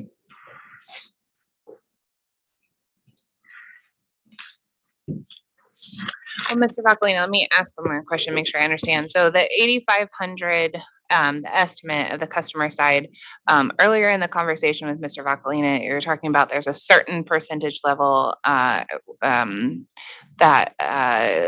is it the EPA requires that you have the lead below. So the 8,500, those are the customer side. It's a combination Okay. of, it's really hard, right? You're taking data we have based on the number of service tap cards we reviewed and how many we found, how many periodic meter visits have been done, how much you found, how many potholes you've done, what have you found, and then it's extrapolating from there to the rest of our customers. It's not a great analysis because our data set's not big enough, but we still find that our ratio of investigations to lead services is pretty low. So I still think it's not awful, and hoping it's a much lower number than that. Okay, understood. So if we took 8,500 as maybe a worst case scenario, understanding the limitations of the analysis, do you know what percentage would you be in exceedance of that 10% threshold from the EPA today, assuming that you did nothing with those 8,500, or have you run that analysis? We would definitely, in certain areas of our systems where we already have exceeded the 0.1 but below 0.15, but I'd have to get some data from our water quality team on which systems were there, because we have corrosion control in place. So that's why I think we can take a little more time. We don't have to do all of them today. We can take that 10 or 12 year window. There's a 10 or 12 year window. Well, I'm just saying that's what we're looking at, is a 10 or 12, like basically think about it as all the periodic meter replacements. I'll get all my data eventually to try to do those, and I don't know where those 8,500 are, right? I got to find them too. So okay, challenging. So to demonstrate compliance with the EPA standard, is it per system that? Yeah, so right now, and there was one other interrogatories, we have to put a lead replacement plan together for every system. Okay. Which means if our system has a concentration of lead that goes below 0.1, excuse me, above 0.1 and meets the EPA standard, we then have to replace 10% a year. So if I don't know what anything is, then I have to go and start replacing unknowns. Okay. Which could be copper. I dig it up, it's copper, I move on. So that's why we want to do investigations and get ahead of this as much as we can. Okay, understood. Thank you. You're welcome. All right. Right now. Missouri. I guess it seems to be a common theme here. These are the American companies that are doing this. I believe this is Missouri American, if I'm not mistaken. Requested an accounting order to begin deferring costs until its next rate case, which is what the company is looking to do here. Is that correct? Yeah, we requested to be deferred. Yeah. Okay. So in that case, the company sought a carrying cost for the deferral of the short-term debt rate. Would the company be looking to do that here? What would you carry this asset at? What would the carrying cost be? We haven't in this program proposed a carrying cost on it. What we had anticipated would be to record it as a regulatory asset, and then seek recovery in the next rate case and probably propose an amortization period that would be consistent with a useful life for a service line. Okay. Yeah, but to the extent that number does become material, I think it would be appropriate to have an appropriate carrying cost related to that. And then we can just, then obviously there's the discussion about what an appropriate rate would be, whether it would be the weighted average cost of capital of the business or using a short-term rate, whether that really truly represents an appropriate carrying cost to fund that deferred asset. Okay. So you would amortize this over the period of a service line, which is exact, is that 50 years, 40 years? It's a long period of time. I don't know it offhand right now. Okay, You can look that up, I'm sure. all right. And the Missouri Commission, they did allow the company to recoup the short-term debt cost as the carrying cost for the deferral. But it appears that going forward with any program, that was at the initial stages of I sort of get the foot in the door with the lead service line replacement program, which appears to be what you're trying to do here. And then there'll be some sort of formalized plan where you would go and do these improvements, and then they would just become part of regular rate base. Is that the thought? The reason why we were proposing to do it as a regulatory asset as opposed to rate base is because it would be customer owned. So we didn't want to put it into our rate base and have any issues there in terms of distinguishing between company owned property and customer owned property. Okay. Well, actually, let me clarify. I meant would be in rate base, but it wouldn't be in our plant in service. It would be a component of rate base, but outside of our plant. Not in the Not in the services plant records. account. Right. Right. Right. Okay. And I think Missouri came to a similar conclusion, but they did not see it appropriate to amortize it over the life of the asset, but rather something shorter, just for that very reason that it's not owned by the company. But I guess going forward, after you do this deferral, and there'll be some point in time when you're looking to have, I guess you answered my question. You'll never will be asking to have these in regular rate base. It'll be in rate base, but it'll be something else. Right. It won't be in okay. our plant asset. It would be a regulatory asset as a component of rate base. Okay. Jim, Mr. Vacalina, if I may, I think the way where you were characterizing it before in appropriate fashion, what the company's doing right now, we recognize this is really a work in progress. This is it's an emerging issue. I think the company's view at this point is we want to get the lead out. Our focus is going to be on the water system and what's connected to the water system. We're not focusing on plumbing fixtures and the like, but we would like to be proactive in terms of how do we go about doing that. We've laid out within this docket one specific program. I don't think we necessarily need to cast this in stone right now. I mean, in terms of how we go about recovering it, I think what's important is we just recognize the public health need, that it's in our best interest to do it. And we want to be fair to ourselves in terms of how we set, how this thing is funded and how it's paid for. And with that, I like the notion of let's treat this as a work in progress and we'll adjust and pivot as we learn from the experience. Okay. Yeah, and it's just going over these other states, I think, is valuable information to see where some of them have gone and some of these.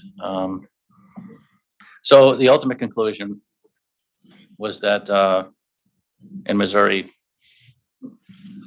that long-term debt costs, just getting back to the carrying cost, should be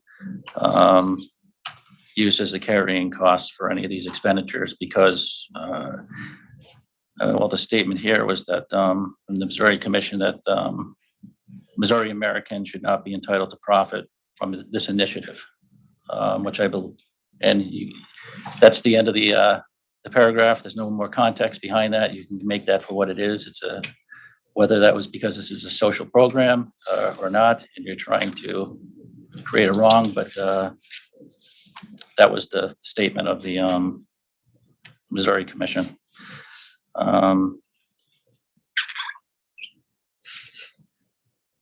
Okay, I'll move along here.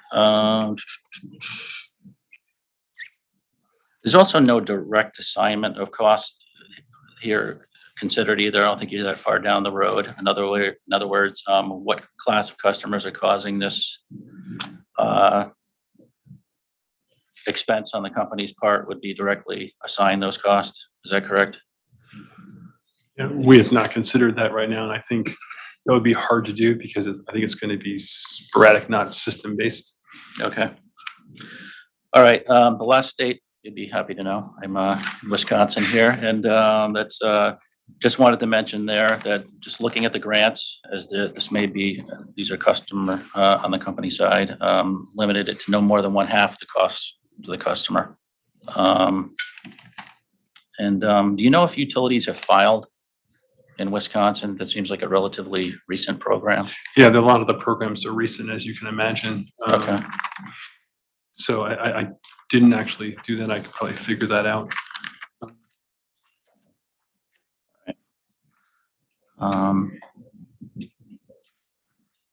Sorry, you've answered a lot of my questions. I'm just going to go through here.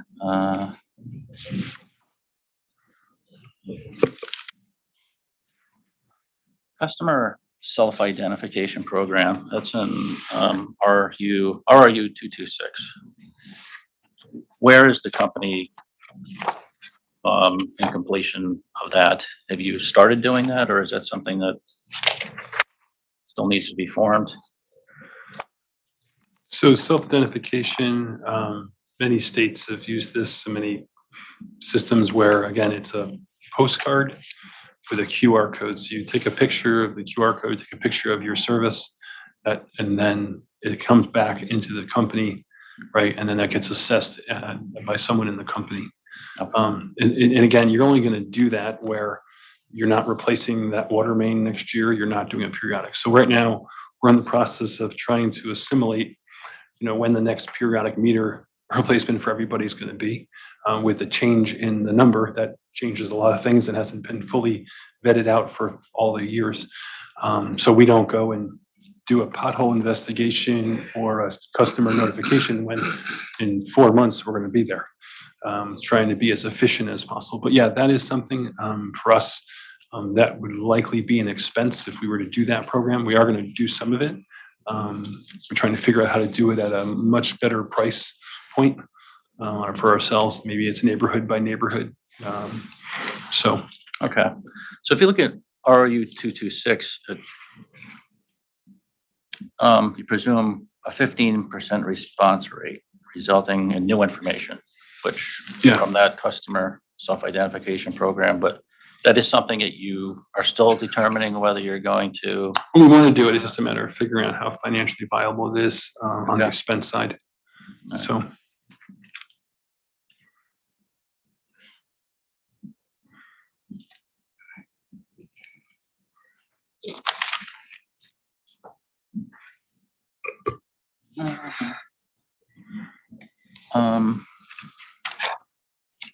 RU 229, please.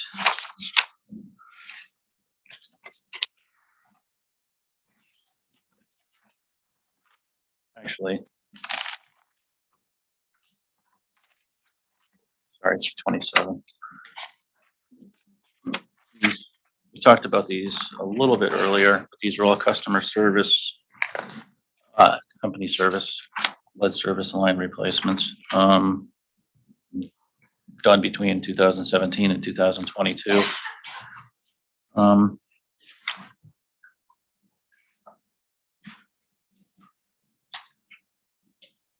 How, on this 445 over about a 4.5 year period, the program began in 2017. What was is there anything special about the 2017 beginning?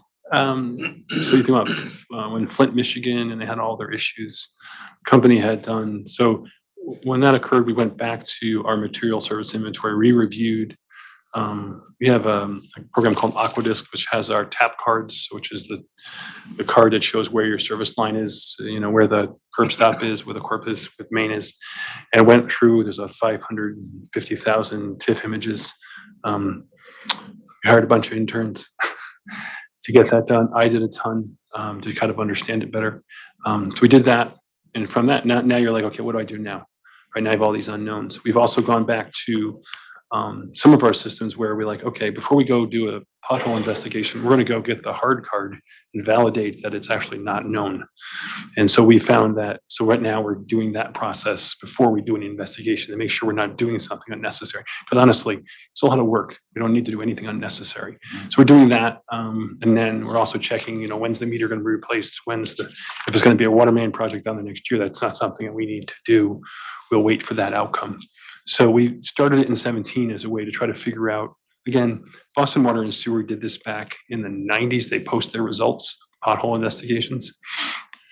So if you don't know what the company side is, you have to dig it up, right? So a pothole is a vacuum excavation at the curb stop, so it should typically in the grass, not in the sidewalk. So it's I call it relatively inexpensive, but still expensive. We've been able to do that and get better prices every year by kind of navigating through the number that can be done. They can do somewhere between 5 and 10 a day, depending on how close they are to each other. So basically trying to identify the company side, and you can see the customer side too if you don't know that. So the 1,835 pothole investigations, looks like it yielded something less than 150 or so replacements, which is about a 5% rate, which I think is less than you've extrapolated over. Yeah, it's less than our extrapolated rate because of the systems we did it in. Okay. So I noticed the concentration in Greenwich and Bridgeport here. How did that come about? Was that just specific projects that were? Well, no, I mean, there is a higher ratio in Greenwich and Bridgeport than there is in other systems. Yeah. So 159 in Greenwich out of the 293 total that were replaced in the four years. Was there a specific reason for that, or? Of why there's more in Right. Greenwich? Yes. I think it's the age of the system. I was just looking at some replacements we're going to do this winter. We're not down there because you can't work down there some of the places in the summer. And there's a handful, they're referred to as AA or AAA, which is lead. It's just a terminology that was used back in the 1910 to 1930 range. So it just literally has to do with the age of the mains. Okay. And whoever was installing it. Because you go to other systems of the same vintage and they're copper. So it has, like, you go to Stanford, we bought Stanford, you have records from the 30s and the 50s, the older ones, and they're all copper, every single one of them. And they have all the records, the customer side too. So it's like, I think we have very few unknowns in Stanford, which is nice. Most of the other systems don't have that kind of record. Is the expectation, I see that this is one of the higher average cost per replacement with the larger number being done here. Is it the expectation that it's always going to be the case in Bridgeport? I mean, Greenwich. Yes. Greenwich have a couple things. Sometimes there's a concrete road base, which we have to put back, which is really expensive. And then you have the paving requirements again, and you typically have mains, depends on the, the use expression, the short side where the main is on the same side as the service, or is it on the long side where the main is on the other side of the road, right? Those can really dictate your costs. Again, we find a bunch of things need to be done on the lead side, and we can come up with a good reason that there's breaks or the old main. We're trying to do things together because it's way more cost efficient. Just in terms of, I know you mentioned 1986 and forward, you're assured that there's not lead service in there. How far back do you go? So 1986 is when the lead was, use expression, outlawed in regulation. If you look at our data, we go back to like the 98th percentile in 1947. So we have a histogram of all of we found. And so most of our lead is very old. So it's 1910, 1915. And then you'll find the random one that's, newer. But when you think out of percentile, so we're trying to figure out how to use that to our advantage, but I don't want to like predict that and then have someone have a lead service that I didn't think was there. So from a health standpoint. Okay. RU 229, Mr. Bacalina, is now a good time to take a break? Yes. Okay. All right. So we're gonna take about a 15-minute break here, and we'll resume with cross when we come back. So.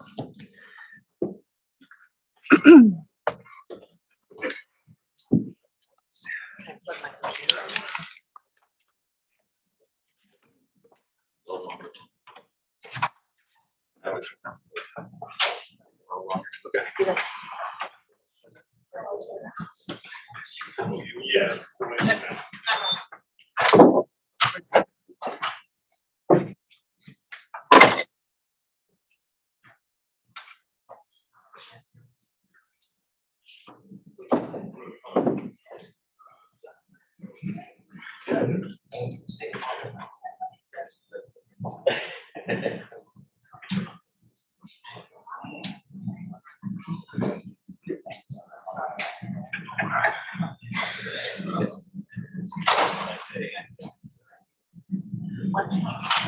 I'm Sarah. Nice to meet you.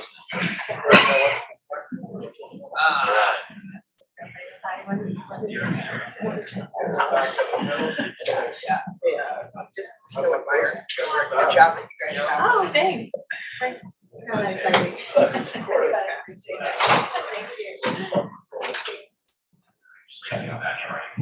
Oh, open it out. Well, the best Look in the real world. courtroom. Yeah, right. This is where the World Cup. I'll move up well. On there, on those screens, you guys have each pivot or view or. All four screens show the same. So it's all, yeah, this morning we did pull up some of the interrogatories, but. I know. That's. It all works from. Yeah. Everybody's staying up somebody over there right now. For. You want to?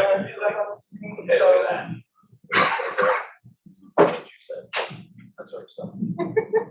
I think it's probably if you have a flash drive. I don't have it yet, but I will. I think We should hide it. Oh, I will. I'm just kidding. Yeah, I think you just plug it in there because I'm a little concerned with plugging it out. Yeah, I'm terrible. So we were gonna go late today. I will, yeah, that's a good idea. Thanks. Looks like you're so loud for that. Yeah. Don't burn any heat or. No CDs. Look at that. Oh, won't you take a CD? I got you. It's too musical for that. The feds do not, they will not, at least. I did it in the American case, I think that's where you were doing that.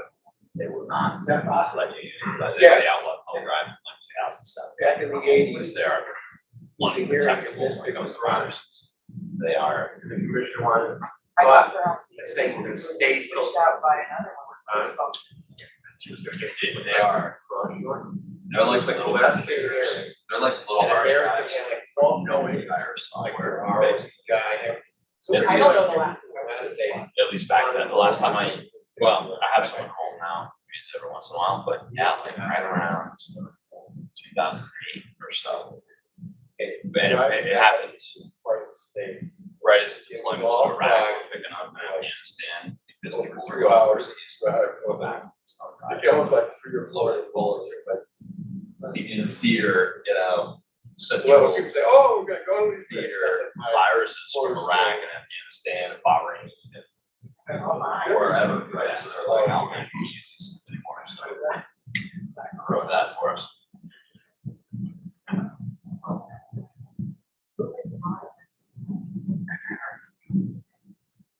Building wide winter solstice party.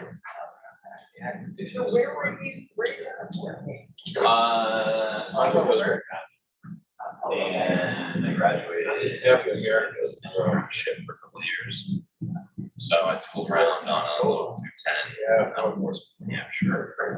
Since I've been here, just now doing shipboard engineering work. The cool part of that job is dry docks and didn't like bring chemistry stuff. Like all sorts of like industrial hygiene. Not what I wanted to do, but I did that. So that I could get into ring safety investment inspection. So that was response. That's what it is. So because there's regulatory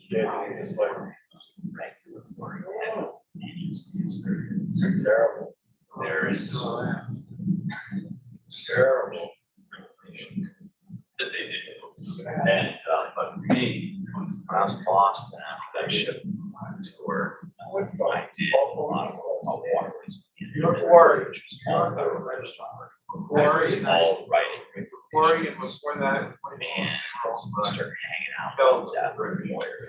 And at some point, in the military service, you have to get sort of a grad degree, have to be promoted as an integrated officer. So it's like, that possible.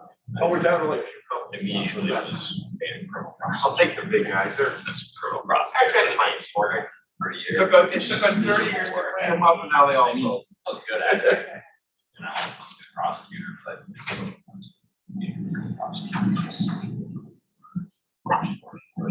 worst things ever. Like,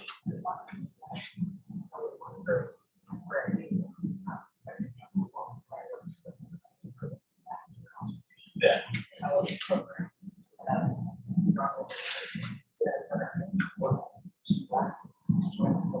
Oh, yeah. Yeah, it's the worst. It's the worst. Right? I won't find out where it is, but I mean, the criminal one is work.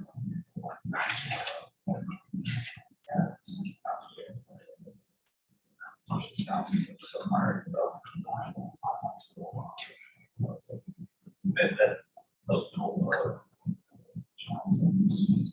so like, all right, try this out.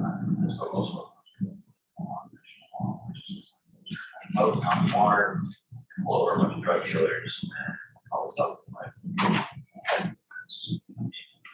arrest them, take their drugs, take their boat, take them to jail. That's what. So it's a lot of on the spot advice. I felt so bad for you. So it's like fiscal law, stuff, you know. I know. And I can only use my glasses to read, not to. Right. Buy it, right? I'm the same way. I have two Private rooms pool last stuff. year. I'm I'm sure you got it. Oh, yeah. Yes, of course. That's what company.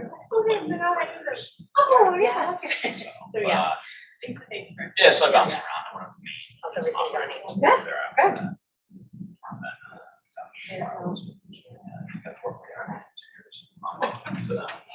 Worked in the Army, doing civil support.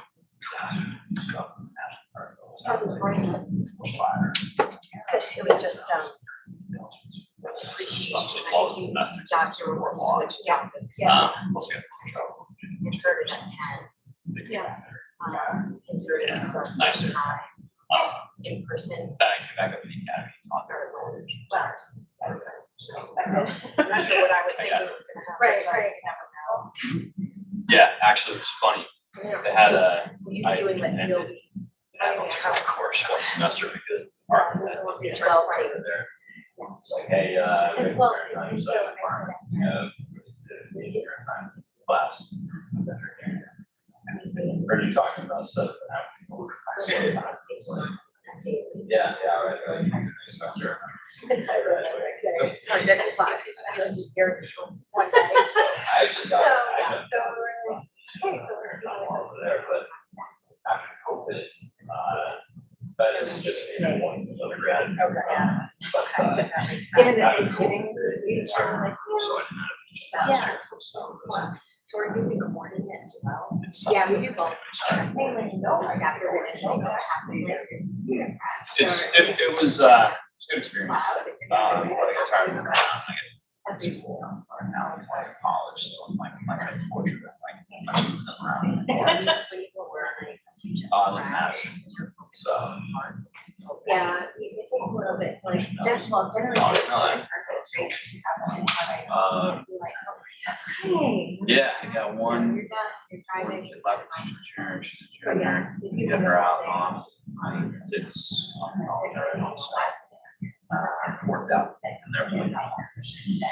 Sometimes you get, but Yeah. a lot harder. Nice. Where do you live? Oh, cool. I might have to drive over there and yell at you. So, you're not so sore up there. There's a big plant spill there. So that's where something is, right? You always take it off. I didn't think about next week he's out. It's awful. And, literally about her to drive in there. Every once in a while, I think it's down there, yeah, that drag, yeah, a little area. Nice. All right, well, we're gonna leave you alone if you gotta stretch your legs or whatever. I'm gonna give you a jar of water. First day. My jar of water. Still. Say jar. Finish this.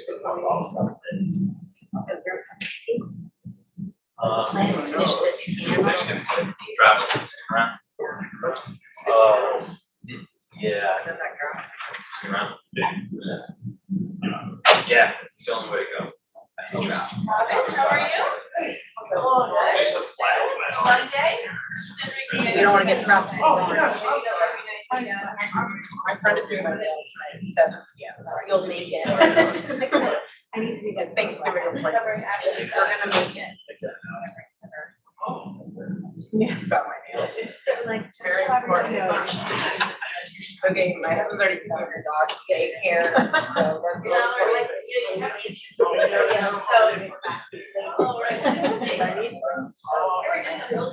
Yeah. Yeah. 12 to 19. You hear this? Yeah, I'll encourage you.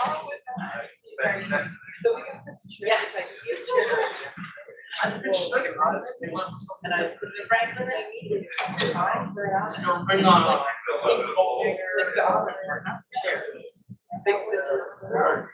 Yeah. Are you participating? Oh.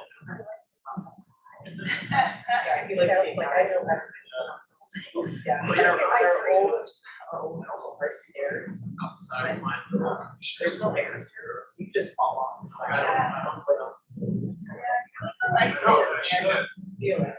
So. So you have a deep name tag. I don't know who you are. First, I don't need your. Your name? Attorney or staff?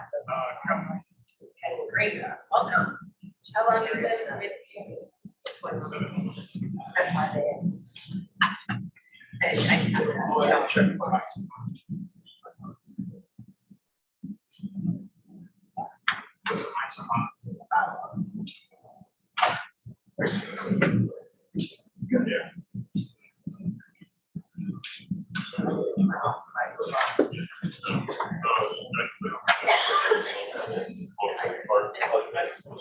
Yeah. Oh. Oh,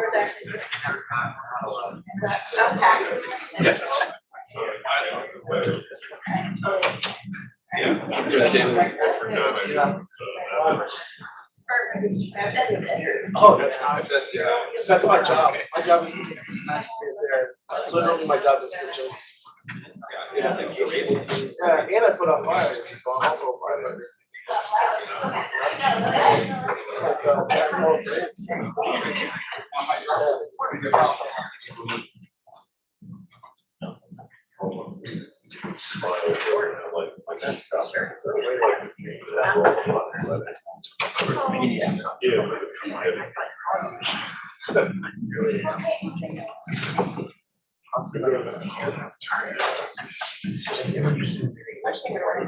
Exactly.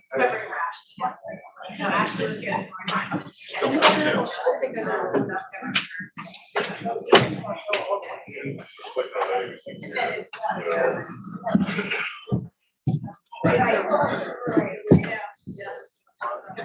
Helpful list too.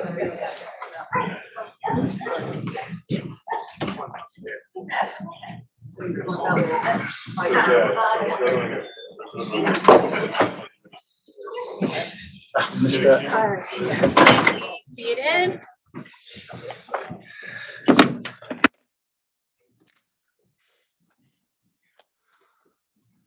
Okay, anything to address before we resume?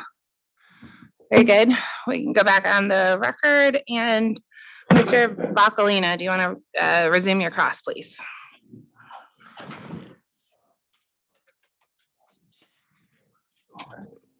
Thank you. RRU 229.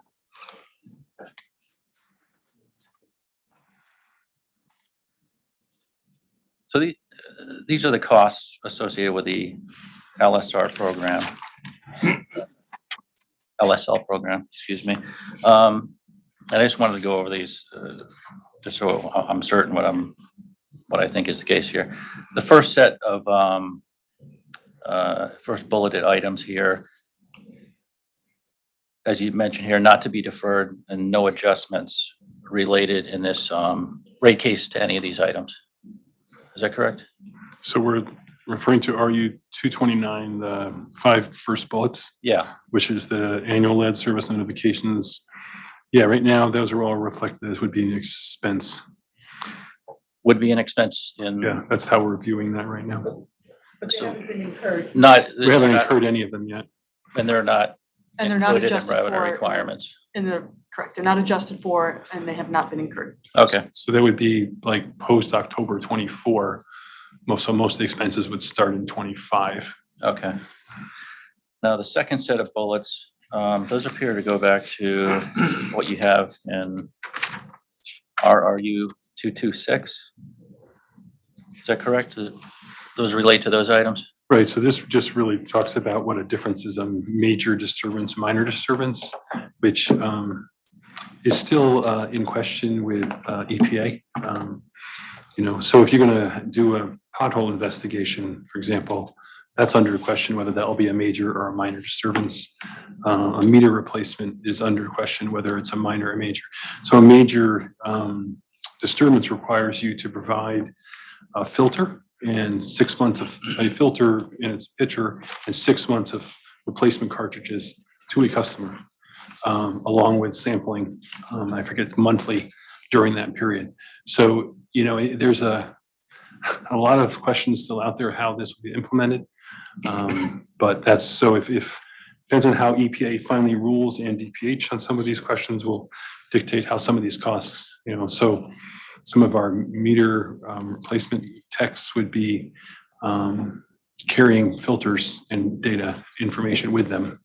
Okay. So just think about it that way, right? So as we do projects, we run across them, that's something that we'll be dealing with day to day.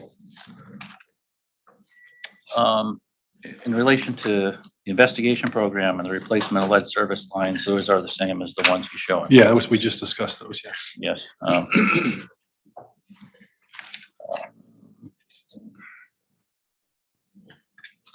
And then the third set of bullets are also, those are, as you, I think, referenced. The first set of bullets are sometime in 2025, not included anywhere in this Correct. rate application. Okay. What systems, 230, RRU 230, what systems does the company have that exceed the 10, I guess you call it, is it 0.1? Yeah, as I said, I don't know offhand, I apologize, but we can get that to you if you want. Yeah, like a leaf file exhibit that shows the system. So this is based on the individual. It's actually on our website. So, It is? Yeah, Okay. we publish PFAS data, lead data, but we can do it as a late file, get the Yeah. most current information. See that. So, 1 second, Mr. Yeah. McElhaney, I think we're up to lay file exhibit 8, if I'm not mistaken, and it's provide the most recent lead and PFAS data for which specific system? right, so you have this broken down by the number of systems. Yeah, it's that all you done have. by system, yeah.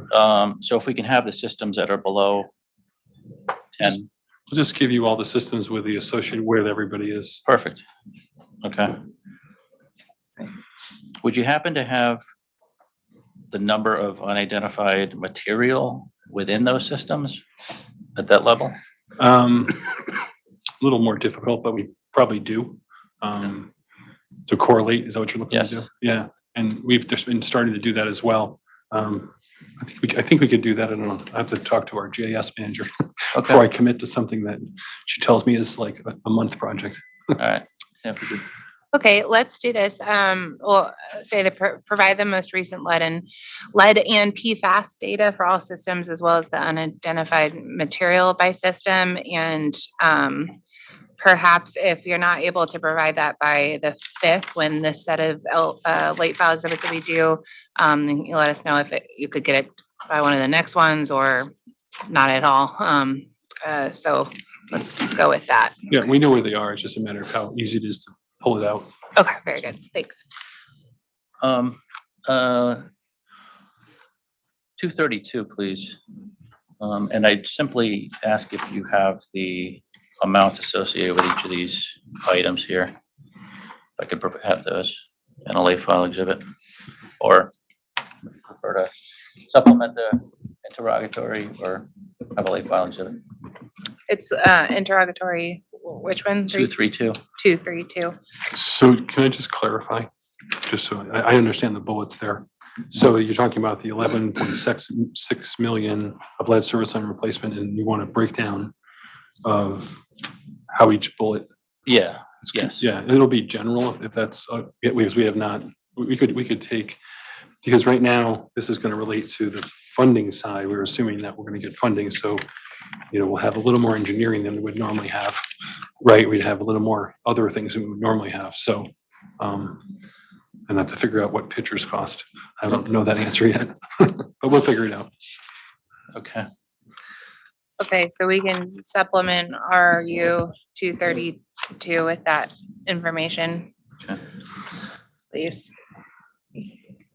I know you've talked about, I'm on RRU 233, maybe the number of pothole investigations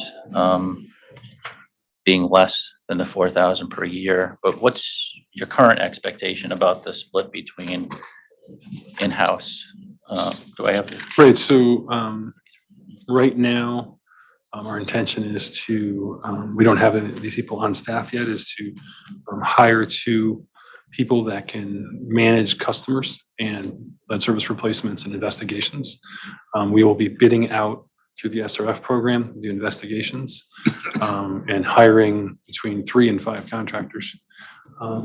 So, they just doing potholes, and in general, we've used inspectors along with the contractor, but we're finalizing that right now. Okay, so 3 to 5 contractors in your. Yeah, and Quite sure again, how many in yeah, house? how many can you reasonably do? Because we have to communicate with everybody like 4 times. Like it's once we're coming, oh, by the way, we're coming. And then we put something on the door, and then there's a follow-up if anything has to happen. And then there's restoration, usually right on the front lawn, even though it's a square, it's, sometimes it sinks a little bit, sometimes it this. So when you think about that, it's like 16,000 pieces of communication. So it's, so we've kind of backed away from that just a little bit. Say, we're at like, we've done 400 or 500, maybe we go to a couple thousand. So if we get the funding for the 4,000, again, we don't have to use that in 1 year. We might break that into 2 years just for sanity's sake more than anything else. Until we figure out how to get a better rhythm of it all. Okay. So RRU 234, if I get a handle for what type of deferral we may be looking at. Here's the planned investment. So 2022, and then if I look through, say we go over a 3-year period here, and at the end of 2024, you have $5.6 million we could expect in a deferral. But that's also includes company side services that would just be booked to services. Those would be regular plant. Right, there's some of it will be regular plant. So let me ask you this. So you're also seeking deferral for the company side. You're not seeking that. This here, so this includes Company customer side. and company side. Yes. Okay. What's your expectation of the customer side of this? Do you have that? I don't know. Yeah, I mean, I could look up, I have some data that I could look up. We did some ratios. I'm just trying to remember what they are. I thought I provided in here somewhere. I think what we assumed, if you assume there's 100 of them, you know, 10, you had 100 lead services, you know, 10 would be lead on lead, but with that number might be larger, which means that's half and half. The rest would be either one or the other. So we had some ratios that we developed to get to there, but to say that it's probably, you know, 50% would not be an unreasonable number. That would be half and half, but Okay, it's hard to say that right now, but it's probably not a bad guess. 50%.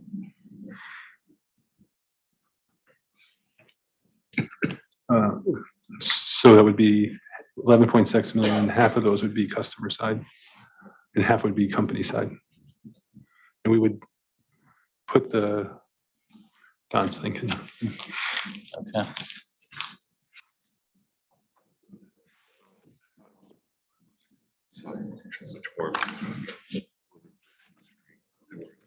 Yeah. 70% is gonna be company side. Yeah, I was talking on the ratio of the dollars. Yeah, so Don brings up a good point to me. So the company side would be like 10 to 12,000, customer side is 3 to 5,000. So I guess we could do some more math, but it's going to be very speculative math. It might be more on the company side financially, but the ratio of the number of customer versus company might be even, Sure. right? So Yeah, just going, it appears that maybe, correct me if I'm wrong, but it looks like the program itself may be tailored back a little bit from what. the investigations might be, but I think the replacements will be roughly, you know, you're going to do 2,000 investigations. You're going to find a substantial amount of lead, you know, and then we do, again, we have water main replacement projects, emergency projects that we kind of pick up with others as well. The investigations are included in here also, or no? No, this is just lead service replacement, I believe. Okay. All right. Now, RRU 235, we'll get a look at what your various system shows for numbers 0.1 to 0.5, and is it true that some systems may need no lead service line replacement? Is that how you view? Yes, you can, one of the things we're trying to do, one of the many things, is you can certify a system lead-free. So some of our smaller systems, back in 2017, we started and we went actually and started to look at trying to identify on the small system, because if you can certify it lead-free, it reduces your sampling requirements and reduces our expense costs, right? So that's one of the tactics we're taking through the strategy of this, where we can certify a system lead-free. So you're not going to certify, you know, Greenwich or Bridgeport anytime soon lead-free, but if you can take some of those small systems and certify them lead-free, and that just is the lead side, customer side, our side, right? And so we have some of them now that we've replaced everything because of various reasons we can do. But if you have not replaced everything and the results are coming in that are meeting the standards, would you be replaced, consider replacing any particular service lines in those systems and focus on other systems? Yeah, so I think ideally we would focus where the highest risk and the more socially vulnerable are. That's where we're going to get most of our funding. So, right, if it's, you know, use expression, former potholes or something like that to make a system lead free, that's what I would do to kind of try to close that out. The more we can close out, the better we are. All right, thank you. Last two questions here. If I could interject just for one moment, Mr. Boccolina, before we move away from RRU 234, you had a line of questioning there that I think it's very, very important to get clarity around this and that we get some information on the record, because, you know, fundamentally what we want to make sure that you have the information you need to, you know, establish what we think is the right thing to do, which is a program to get rid of lead services. And the piece in RRU 234 that I don't think we've provided yet is the number of units for those dollars. We're showing the dollars by year. I think it would be very, and I think you had indirectly hit upon it, but I don't think we have it on the record. And I think it's important to get it on the record because fundamentally, we've laid out some assumptions as to what we think the program is going to look like, what the costs are going to be.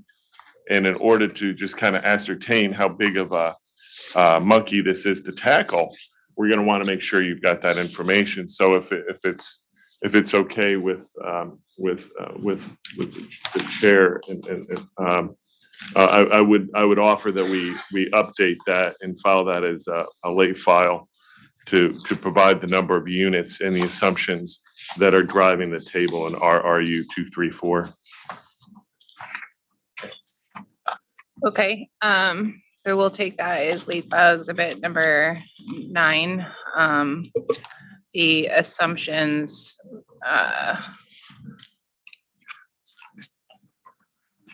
and explanation regarding RRU 234. Is that number right? Okay.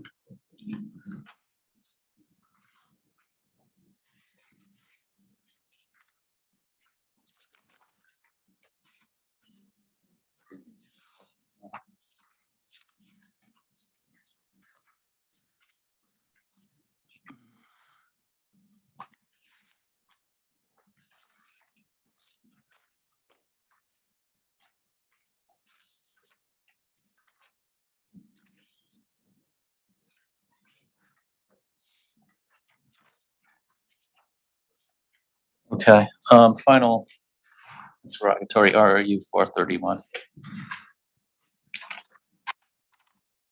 431. So I think you may have mentioned this earlier, but in order to get the most dollars in federal funding, the company will target the two communities that you see here in A and B initially. Is that correct? And I'm just reading it for a second. Oh, Yeah, sure. it's been a while since I read this one. Just give me 1 second. Yeah, this is describing the methodology the Department of Public Health is using for the intended use plan for the Biden infrastructure bill money. That if we complied with that, we would maximize our subsidy. Okay, so that's where you would focus your efforts in a lead service line program in the beginning to Yes. maximize the. Right, so just remember, right now it says if I have 49% of what I want to do is within a socially vulnerable area, however it's defined, right? Then I can receive up to 49% of loan forgiveness. Okay. I don't have it in front of me, but okay. You received, let's see here, I'm trying to, the description, I believe you mentioned a meeting was being held today. Yeah, there's a hearing on the draft intended use plan. Okay. And so on RU 240, it mentions that you received eligible for funding under DWSR program, the following items here, and you have 5 bullets. Lead service line replacements, which I believe go back to the 136 customers that you talked about, and the service line material inventory, which are the pothole investigations, 4,000 of those, I believe. And explain one more time, if you would. In this particular instance here, you don't have a final idea of the total level of grant or forgiveness. Not yet. It could be up to 49. But in both cases, again, I used to write grants for a living. So we read the grant application and derived it and then where we're going to be doing work so that we could hopefully maximize that loan forgiveness. Okay. And that 4,000 is equivalent to what you had projected as being a year. Yeah, so it is what we had projected. Again, if it just might take us longer than 1 year to do. Okay. All right, thank you. Those are all the questions I have. Very good, thank you. Any other authority staff questions? Nope. Right, very good. Attorney Rigney, any across from DPETP? Thank you, Chairman. No problem. Very good, thank you. So we will turn to the Office of Consumer Counsel for Cross next.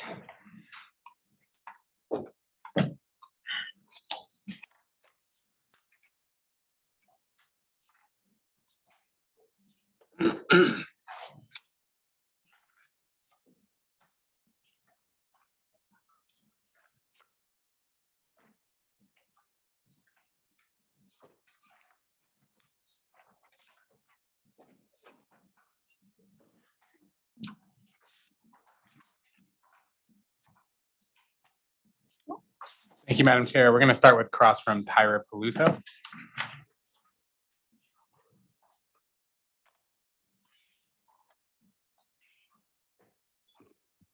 Good afternoon. Well, I'll put off to the side. I only have a few questions. Starting with Mr. Lawrence, we have your pre-filed testimony. If you could please refer to Exhibit A-3-DRL-1, page 18.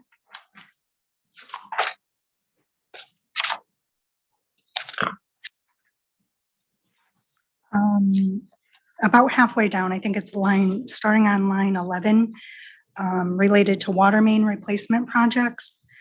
You discuss the importance of coordinating the projects with local communities and the Connecticut DOT, which is an effort to reduce overall restoration costs such as paving. Would you also agree that this coordination could result in a reduction of traffic control costs? Or is that handled separately? No, it would reduce traffic control. Okay. Has the company identified any specific areas within its jurisdiction where this coordination works better or worse? Or any pattern? Oh, no, we're actively, so Simsbury has been a really good partner with us. We actually sit down and review plans that they have to pave. We look at what we want to do, and sometimes we modify the paving plan to match up with where we want to be. And then we provide a permanent trench and then provide them a cost of half of a mill and overlay and for every road. So it's an enormous savings on behalf of our customers. Right. Darien, Westport, a couple others, they each have like calculations based on the age of the road, which is really fair. So sometimes we pay 20%, sometimes we pay 60%, sometimes we pay zero, on the mill and overlay side.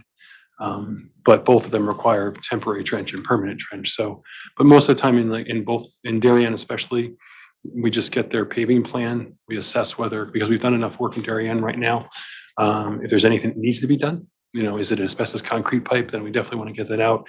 Is it an area where you have to work? So, and then we've been working with, we have an agreement with Bridgeport right now.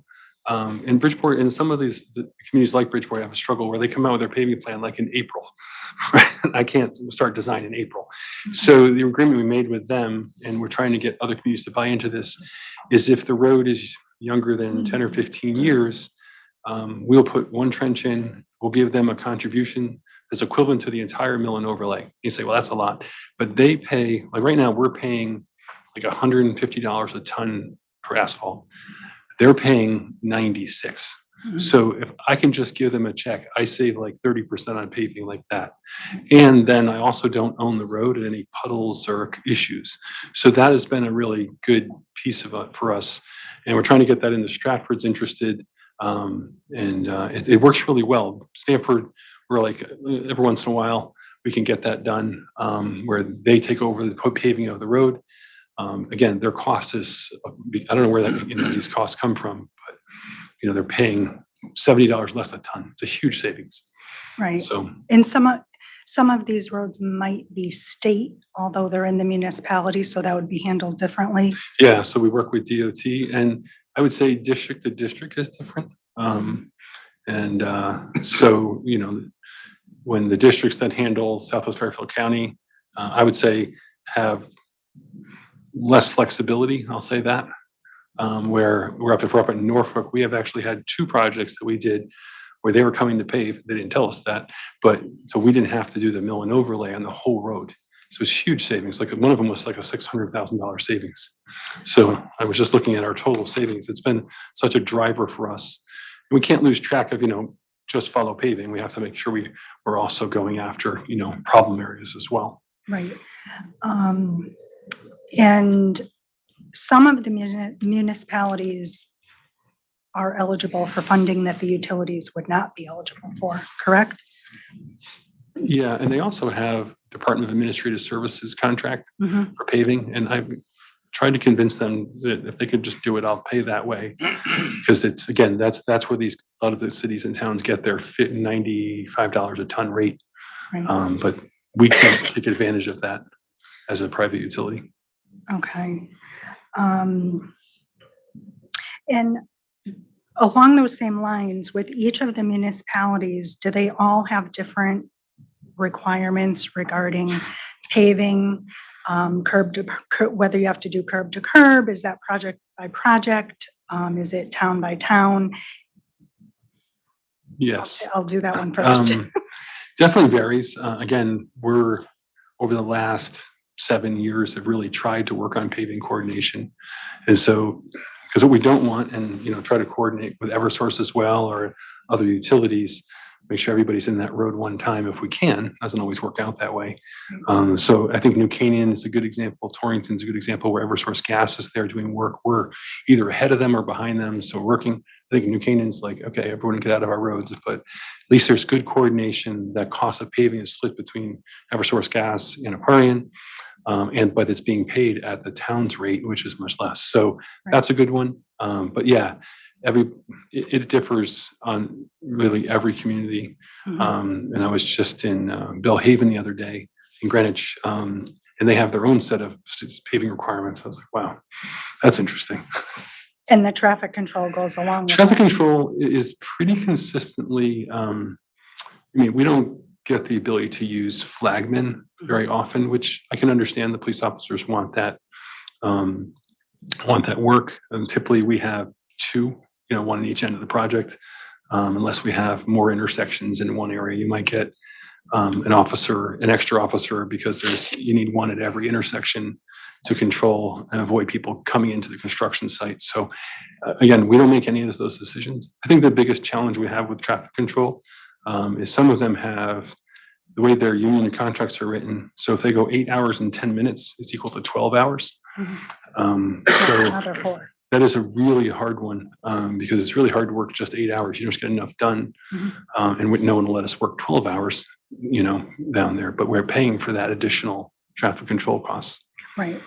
And with the cost savings that was referenced earlier in some of this, do you break out the paving and traffic, or is that just built into the project? No, it's entirely broken out, actually. Again, about 7 years ago, 8 years ago, we actually put a clause in our contract with our when we go out to bid, saying that we reserve the right not to issue the paving costs to you. Like, so we bid the million overlay or whatever needs to be done, but if the town's we can cut a check. So we have the right to pull it out of the contract and pull a check, because you want to make sure you have a number, because sometimes some communities change their mind at the last minute, and I don't want to negotiate that, right? They're probably at the wrong financial point. And when you were talking about the costs, the municipalities receiving a lower contract cost, is it a flat rate for the police or the traffic control, or do the municipalities, would they receive a different rate than AQUARION for that? I'm assuming they don't pay the admin fee, right? So like when you pay officers, some towns and communities have an administrative fee for the car and for paying for the supervisor, and others don't. So it's, again, varies dramatically. But traffic control for us is directed by our contractors and and it's a pass through. We don't mark it up. So. Right. Okay, thank you for that. And covered that.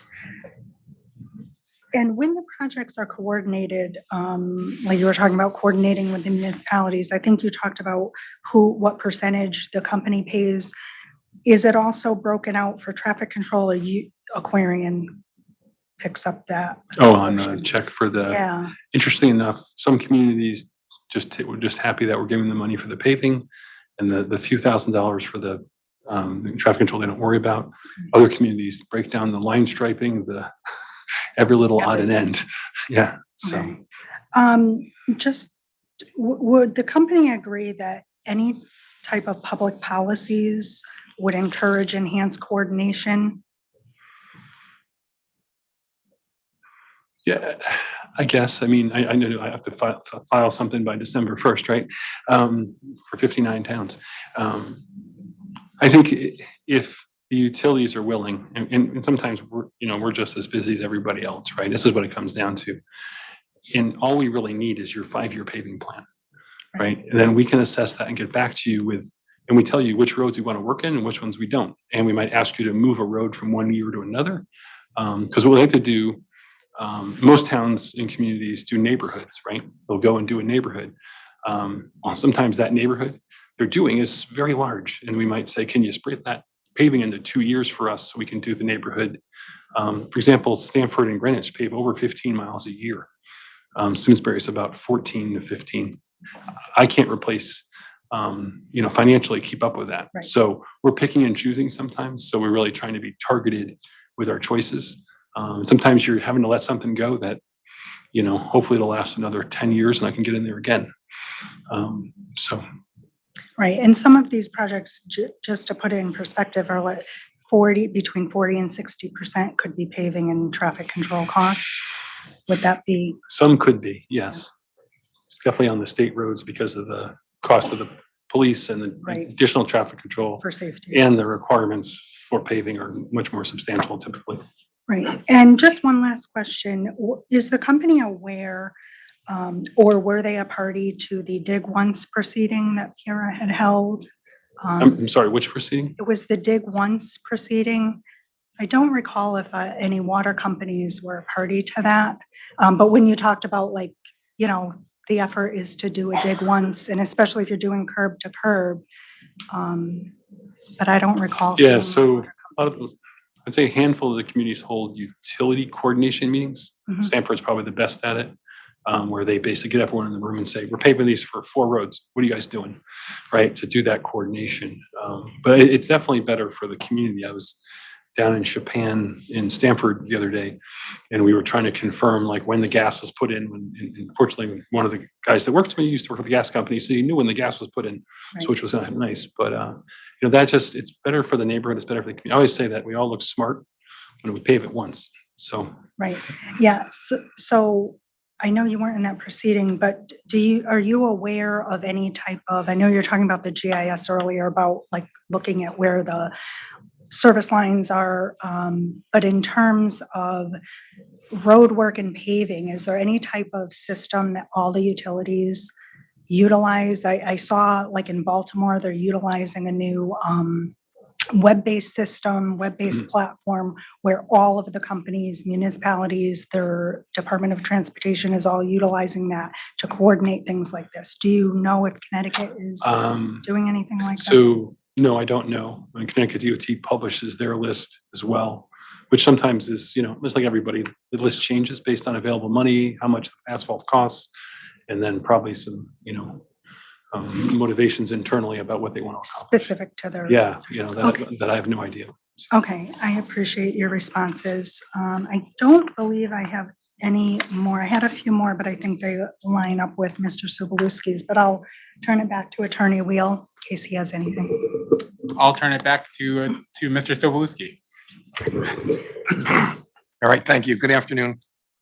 I have one general question on how it fits through all the different topics in this rate case.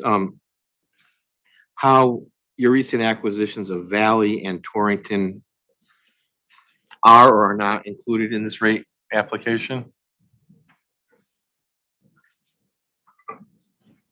The acquisition of Valley is reflected in the application, but Torrington is not. It was not completed prior to the submission. Okay, and are Valley customers subject to the rate increase that's proposed? They are not. Okay, so their financials are in, but they're not a, Correct. They had just gone through a rate increase effective January 1, 2022. okay. I was just checking to make sure. Thanks. This morning there was some talk about meter replacement, and let's make sure I get this right. The labor is expense, but the meters themselves are capitalized. Is that correct? Yes, yes, that's correct. And has that always been the way that's been treated for rate making purposes? To my knowledge, it has. So, and effectively, that labor, the original labor that was capitalized remains on the books, if you will. So it's that, so if the original meter was put in service 15 years ago, Right. the labor associated with that and the material. So when it comes to replacing that meter, the original labor cost stays on that books, and the meter cost, the material cost is retired, and the new cost is capitalized.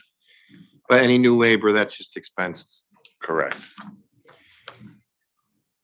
And meter replacements are not part of WICA. Right? No. Correct. Okay. Now for a rate case, you would move from test year to pro forma, you would put in what you'd allocate labor to meter replacement task. Is that correct? Can you say that again, please?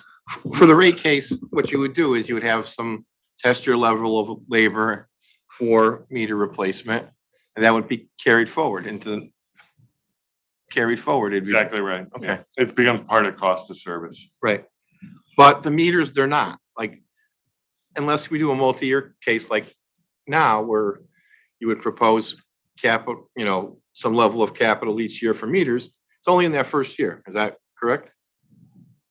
So you don't have meters, it's a catch up in this rate case for all your meters back to the last rate case except for the first year. Is that correct?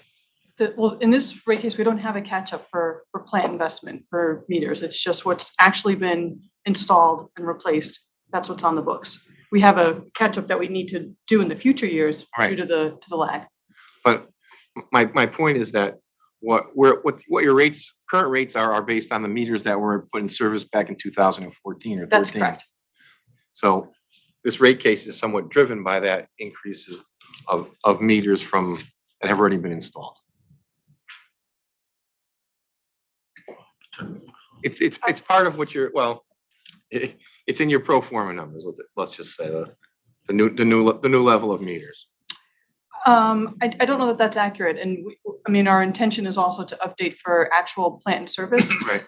In our late file 1. So it will reflect everything that is in service, including the meter replacements at that point. There won't be any pro formas. We still have a backlog that we're looking to catch up on, which will be subsequent to this rate application. Okay. In regards to the update in late file 1, so any new plant that's different from what was in the original application will be reflected in the update. That's correct. There'll be detailed schedule showing what that is. Is that correct? That's correct. So the original application had a pro forma up to August of 2022. And so late file 1 will reflect, it's due on December 5th. So it will reflect plant and service definitely through October 31st. I'm not sure if we'll be able to close the plant records in time for November, but we can do a supplemental at the same time that we update late file 4 or 7, I forget which one, that's going to update plant through November. Okay, thank you. I have a few questions on the lead service line replacement. And I thank Pura staff for covering a lot of that, so I don't have to this afternoon. In regards to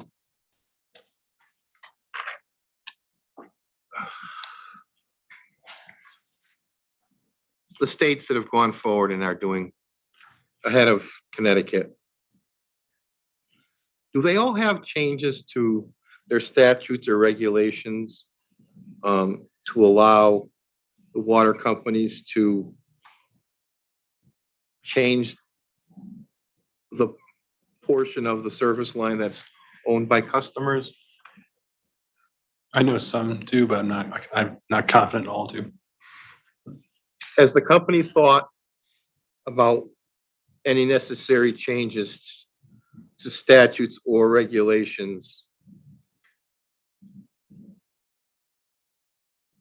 that it needs to have done going forward? Not right now, we haven't. It's definitely a question to be answered. Okay. Is that something the company and the Waterworks Association is considering for this legislative session? It's not part of this legislative session, no.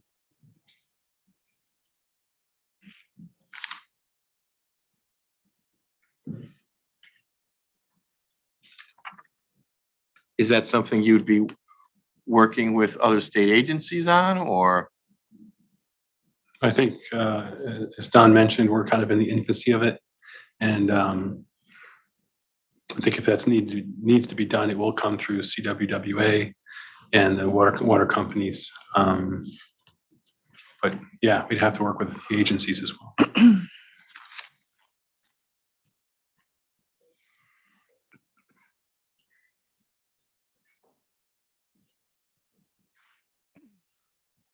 We could turn to RRU 235, please.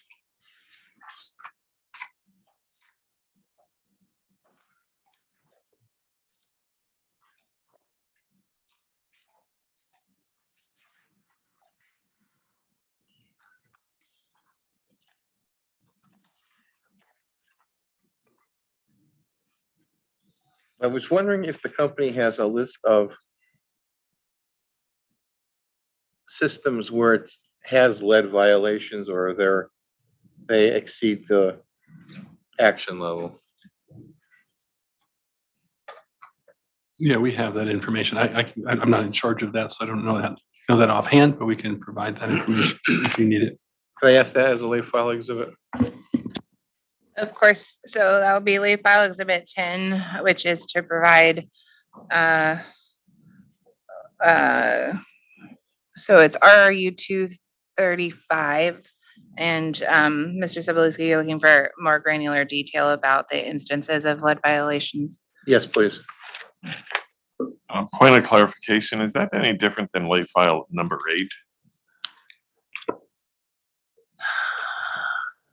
So late file exhibit 8 is to provide the most recent lead and PFAS data for all systems. So I guess, Mr. Sobolewski, are you looking for system-wide results? Are you looking for, is it possible to get more granular? Well, if they, maybe it was part of that late file, they could just give me a sheet to say which systems were exceeded the level, so I don't have to read through 75 reports. Okay. So we can get rid of that late file. Sure. So late file exhibit 8, I will modify to request a cover page identifying which systems are in exceedance of established levels. Thank you.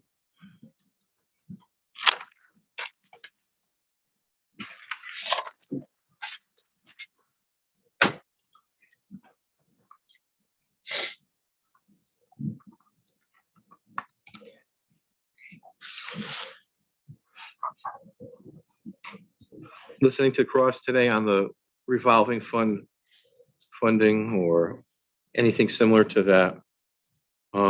It's my understanding that there's nothing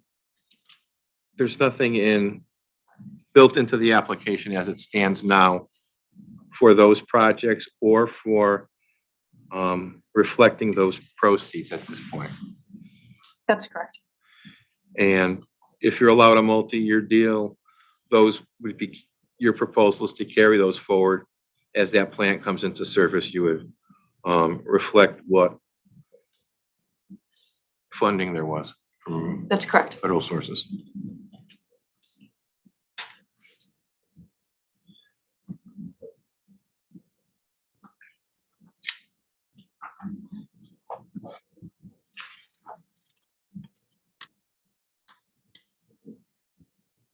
it's part of the revolving fund.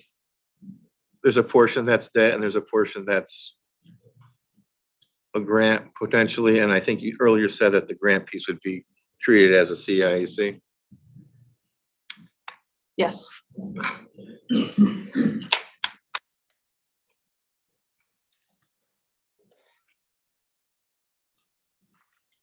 Excuse me. How about the debt piece? It would be at the company's level and just would be recorded on our books for whatever the terms of that financing are.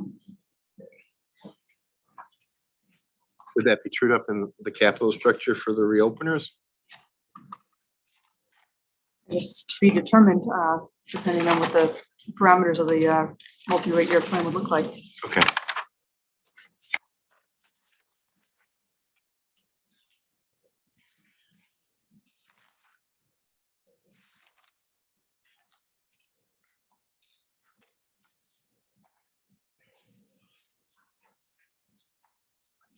That's all I have. Thank you. All right, I've got a couple of questions. I'm Tom Wheel. I'm a staff attorney with OCC. I'm going to take you all the way back to this morning, talk about programmatic work. Remember that? I just have a couple of follow-ups about that. Is there any programmatic work for which third-party contractors are employed to actually do the work, or is it all FTEs, internal laborers who are performing the programmatic work? So there is like valve replacements or contractor work. So there is contractor work in it. Okay. There is some testimony that programmatic work includes meter replacements, valves, that kind of thing. And those require purchases of that equipment to be installed, right? So I guess that's the first question. The company has to purchase in order to, the programmatic work involves installing equipment that the company purchases, correct? Yeah, most of the time, every once in a while, the contractors buy the materials as well. Okay. So there was also some testimony about spending authorization standards and procurement processes. And I wasn't clear whether there was a differentiation between those standards for programmatic work as opposed to the work that's above the threshold, the higher threshold. So I was just curious what the procurement standards, purchasing authorization standards are for both that, in the cases where equipment is purchased for those purchases, and in the cases where there's outsourced contracted work, whether there is a competitive bidding process for that work, or if there's kind of standard vendors that the company uses on a regular basis. So we do have standard vendors, but we do also we do go out to bid, and I don't know the frequency of it for these services, for meters and various things like that, and the periodic. So you have unit prices. Again, I don't do that work directly, so I don't have all the knowledge. Other things, we do have procurement standards for getting bids, and everyone works through our procurement department. We have an online portal for all of our large projects that contractors have to sign into and bid. So, yeah. So I guess the question is, that's my understanding for the large projects. Is there a difference? Does the company treat this programmatic work differently than it would a large project with regard to those procurement and cost spending authorization standards? No, the answer is no. I mean, the procurement policy that we have and the delegation of authority in terms of what your spending limits are, those are the amounts delegated is based on your role within the company, and essentially, through our SAP system, in terms of to get into process, those delegations are actually coded into the system, which requires depending upon what the spend level is, to go to your boss or your boss's boss to get the authority to do that. There is no distinguishing between whether it's programmatic work versus CapEx or some other spend. Okay, thank you. That makes sense. So it's the same system, but it's basically, since it's determined by certain cost caps, it might stop lower on the reporting chain before authorization. Is that fair to say? Yeah, I think it's fair to say, and I think we're now at the point where we're kind of in the, how does the business function? And there's really, you've got process in terms of the procurement practices that occur. And then the second piece is, how do we go about budgeting and reporting both on an operating expense level and as well as a capital expense level. And we're monitoring that spend level at various categories with different owners. And there's an approval process within the operating budget, the business plan for the year, the capital budget, and that plan for the year in terms of where we plan on investing funds. Thank you. I apologize, my questions are a little all over the place, and some of them, frankly, might be because I just couldn't hear from where I was sitting.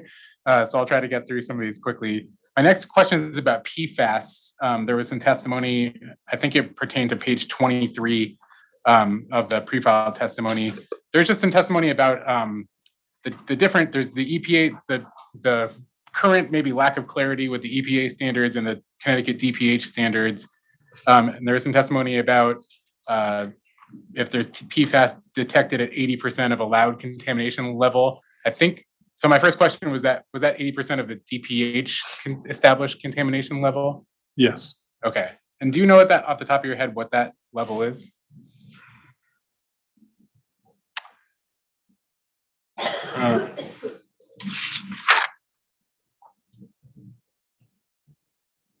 I'm just looking at my testimony to see if I wrote it.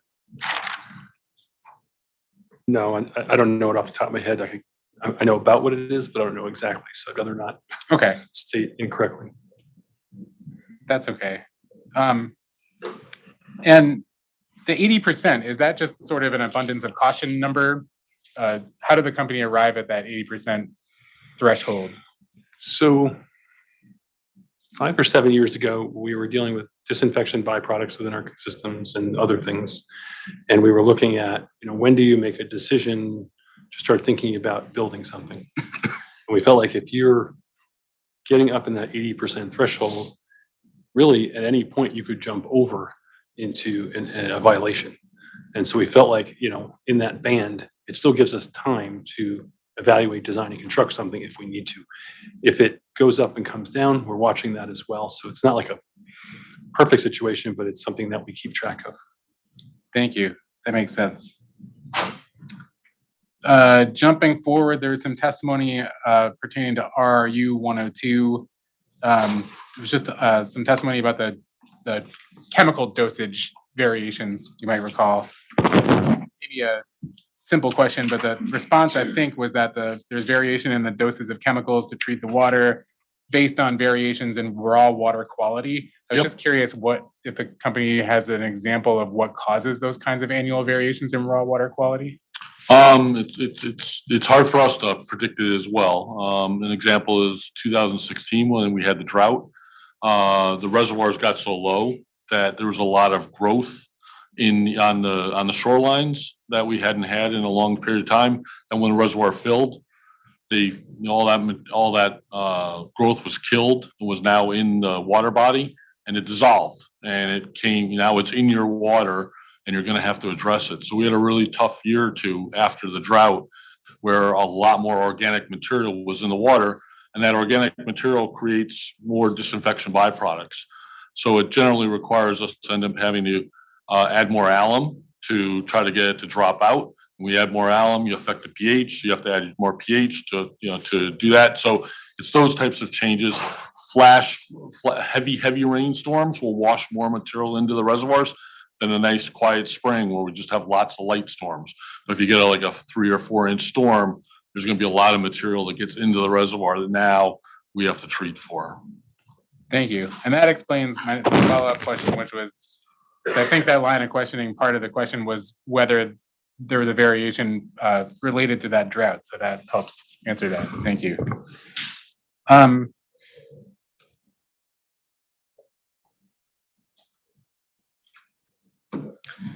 There was some testimony about the apparent increase in the dam-related costs between 2020 and 2021.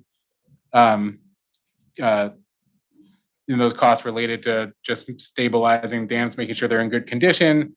And I think there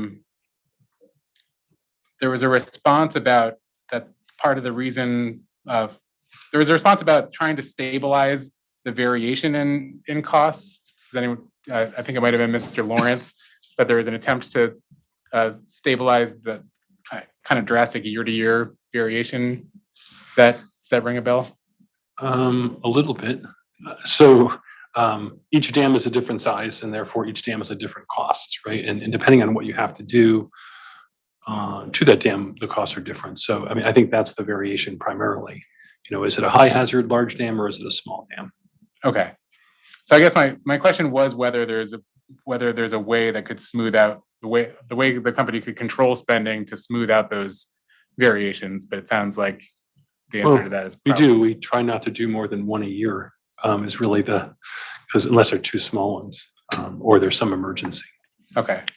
And historically, has there been that kind of variation? Is it just the nature of dam maintenance that there can be that kind of swing from year to year in terms of costs? I would say we invested less in dams if you were to go back 10 years. But I think right now we're just making the investments that are needed. We hire a third-party consultant, we do inspections, we prioritize them based on needs, and then we implement. So, okay. Thank you.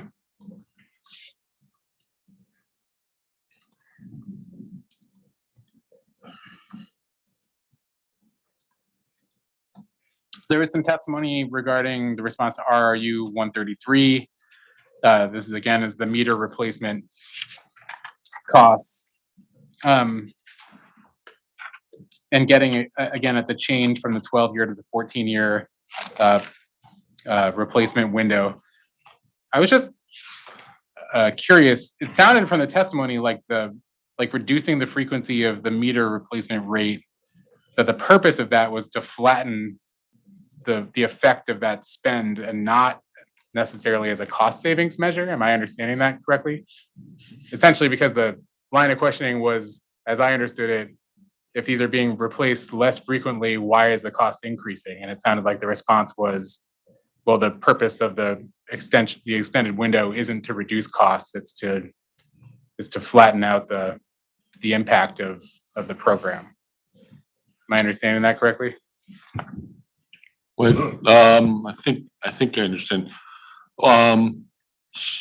So the 14-year thing is something we've wanted, that we've talked about in the industry for several years now. So it's something we had wanted.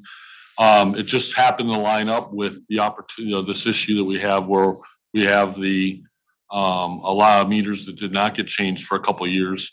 And there's a very big wave of them now that we have to catch up on. So it's going to allow us to spread that out. But in the end, it's really it's going to just extend out that what was a 12-year cost period to a 14-year cost period. But the overall capital program won't change significantly, because what we do is with the dams, if the dams have a high number, we don't have quite as much money to spend on the treatment plants. Yeah, so we're always kind of adjusting the overall capital plan based on where the needs are for the different requirements. So, okay, sure. Follow-up related to the meters. I don't know if this was discussed, but I know it's in one of the interrogatory responses. About AMI meters, is the company proposing shifting this type of meters to be AMI meters? Or are you sticking with the drive-by technology that we don't have any proposal to make that change at this point. It's something we're paying attention to, but we haven't just made a determination to move forward with it at this point. Okay. As you look at that going forward, is that something where you would try to potentially share some of the technology and communication with Eversource if they're doing that for their electric meters? And it's really they've got a bigger program. We're small in the size of what they're trying to do. And if they do cover the state, then that would be something it would really substantially reduce the cost to our customers to take advantage of that. Right now, it's a pretty substantial cost for us to do it on our own. Okay, thank you. Thank you. There's also some testimony later regarding the alignment of the testing program and replacement program. That now there's a 14-year testing window, a 14-year replacement window. So it sounds like the testing happens with the knowledge each time that meter is being replaced. In other words, the meter is being removed, tested, and disposed of or sold for scrap, as was testified earlier. So I was curious, other than, I heard the testimony regarding the back credit for inaccuracy of the meter in the company's favor. Other than that, what's the purpose of implementing the testing at all if you know you're replacing that meter? I don't know the laws, but my understanding is we're required to test every single meter and provide a report every year to PURA what the results are and show that we're within the allowable tolerance of our customers. Okay. So would you say that's the primary reason for the tests? Is the whatever Yep. the legal standard is? Yeah, that's what the legal standard is. Okay. And I think it's also important just from a ensuring the integrity of where your water is going, right? So a non-revenue water is a significant metric that the industry follows. You want to make sure that the amount that's being billed and that's being consumed, that we're capturing that. And because if we're not, obviously, NRW numbers are going to be higher. right. So I guess it's just helpful kind of background to kind of consistently be tracking meter accuracy as an overall metric for that purpose. Is that fair to say? Oh, certainly, as well as I think from a customer-facing utility, we want to be sure that we can look our customer in the eye and say that the amount that we're billing you is accurate. And we're doing that time and time again. Every meter that we're pulling out, we're testing for accuracy. So I think it just instills confidence in our customers. Thanks. And I had some questions about that credit back program. So it's my understanding if the meter is tested, it's determined that the meter is inaccurate in a way that favors the company, there's a credit back to customer. What time period does that credit cover? I don't know off the top of my head. I think it's on the order of within 2 to 3 months, but I'm not sure. Do you know, Lucy, or no? Within. Oh, you mean the back? Oh, you mean the back? How much of we take into account the previous year's usage and apply that difference to the previous year, and that's the credit they're given. Okay. Yeah. And how did the company arrive at that 1 year standard? It's part of the rules and regulations that we worked under. Those would be the rules and regulations that were approved in the company's last rate case? Yeah, but through PURA. But like I said, it's a very rare instance. In general, the meters are within the bat, and if they do fail, they generally fail to the customer side more so than to the company side. Okay, thank you. I think my last set of questions is a follow-up on there was a conversation initiated by the chairman regarding real estate, real property, the conversation about the assessment of use and usefulness. There was some testimony prior to that about real estate acquisitions. There's that $260,000 acquisition for the purpose of controlling easements for the purpose of protecting watershed. Just curious if there's any kind of standardized analysis for the amount of land, the kind of setback, if you will, from the protected watershed area to the edge of the property protecting it. In other words, is there a standard amount of land? I'll use maybe for an easier example. If you imagine, I'm imagining a reservoir, is there an amount of setback from the end point of that reservoir to the end of the company's property that's necessary for that protection?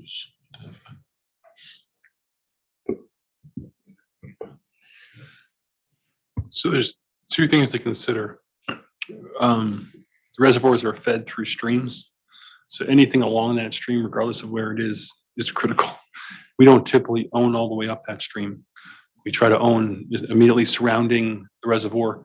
And I'm trying to remember the definition between class 1 and class 3. I believe class 1 is 200 feet, but I'd have to validate that. Okay. And you said anything around the stream is critical to protect. Is there some standard setback from the stream edge? No, we typically try to protect just the reservoir, and then from a watershed protection standpoint, our our watershed team reviews applications that come through towns and pays attention and does site walks to try to identify issues. Okay, but is it correct? So in the instance of the two properties that were acquired with the $260,000 in this case, those property interests that are acquired to protect the watershed, the kind of physical borders of those are just dependent on the preset property lines that already exist, correct? Yeah, and sometimes we only obtain like a conservation easement where a party is land trust or so is buying something, and we obtain an easement or like in a buffer around our reservoir. Okay.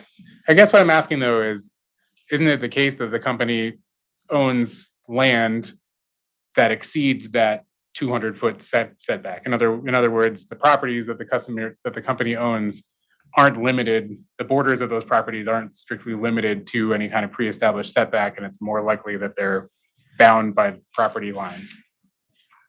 I think that's fair. Again, the 200 feet, I'm not sure that's the right number, but just clarify.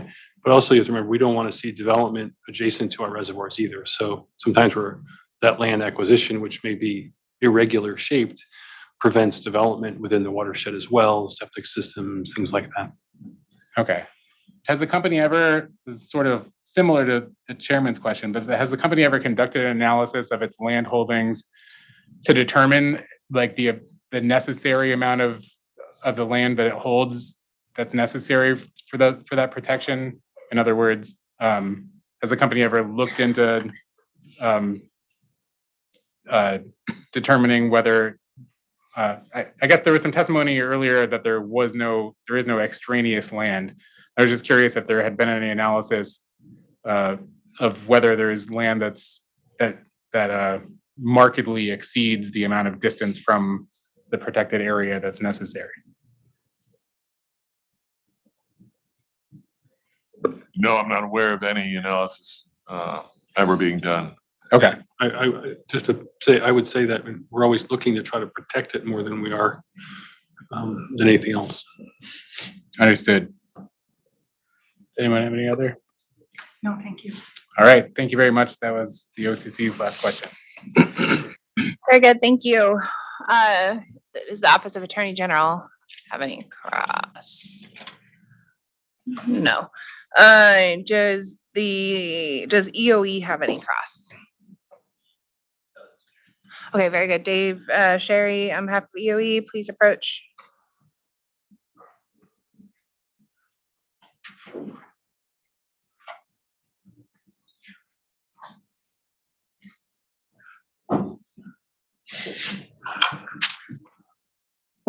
Hi, good afternoon. I'm Dave Sherry from the Office of Education Outreach and Enforcement. I just had some questions related to water pressure, which had been talked about earlier this afternoon, I think. Just to preface, Connecticut regulation or Con Agencies Reg 16-11-95 requires pressure surveys at regular intervals and records to be kept of those for 6 years. Can someone describe how the company complies with that regulation, if you know? Company takes measurements of pressure at its hydrants during hydrant maintenance, and that's how we determine pressures around the system. Okay. Would it be possible to get a late file on the 6 years of results the company's supposed to hold on to? Yeah. Thanks. I am up to late file exhibit 10. So, late file exhibit 10 provides 6 years of results from pressure surveys in compliance with con agencies reg 16-11-95. Understood? Okay. Thanks. EOE has no further questions, Chair. Thank you. All right, give me one moment here. Results from pressure surveys.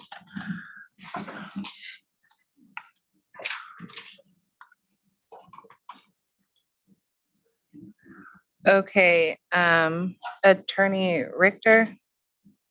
Sir.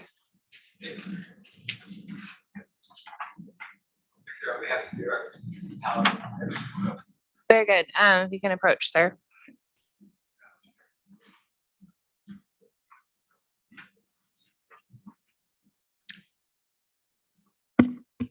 And if you can just restate your name and affiliation so our court reporter can catch it.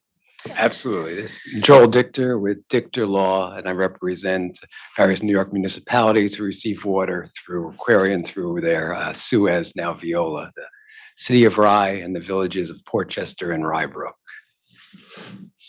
My questions relate to the Southwest Regional Pipeline, and I have just a few questions. Mr. Lawrence, looking at your testimony on page 30, you have a chart there of projects and expenditures through August, that are expected to be completed through August 31, 2022. And on there you have a number for Southwest Regional Pipeline of approximately $23 million. Now that we're past August 31, 2022, can you confirm, is that the amount that has been expended?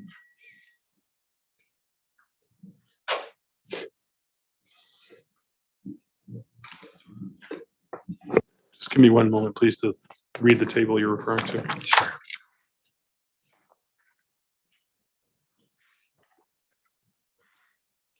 That number would need to be updated with, as we continue to work on that project.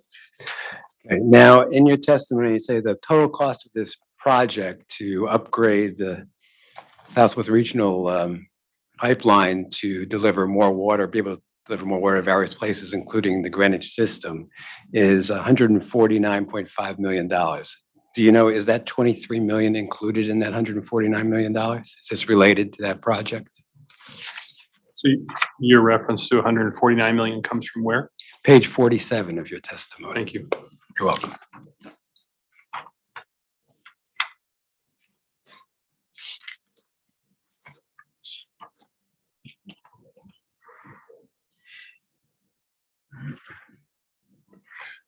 So the improvements referenced on page 47 are for the 5-year capital plan. A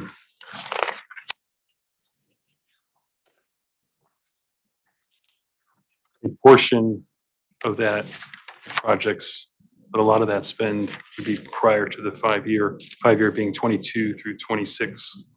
So some of it is in 22, but there's work that would go through 26 and beyond. Okay. But is it part of that project to increase the flow rates, amount of water that can flow from Bridgeport through to Stamford and Greenwich? Yes. Okay. If you look at page 43 of your testimony.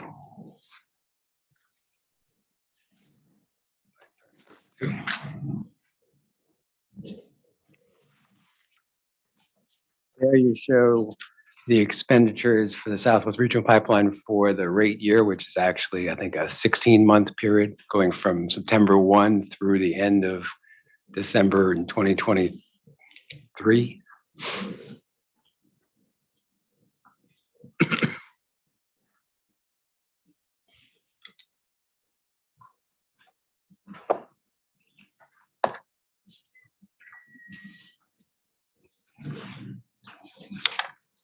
Looking at the table, and that's where you have the 5-year capital plan, correct? Are you referring to table DRL 6 or something else? Yes, DRL 6, that's correct.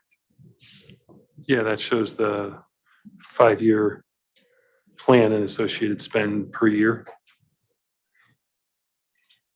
And are the expenditures for 2022, 2023, the relevant portions included in the rate base in this case? Anything in 2022 would be in our pro forma, and 23 would be in a step if it was approved. Okay. Now, would you go over to page 51?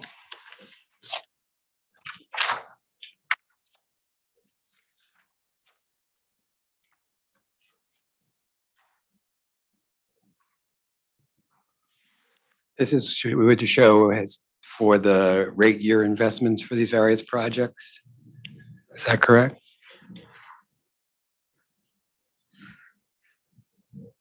Well, you're on DRL 8, where your rate year investment January 1st, 24 through December 24. I'm on DRL 7.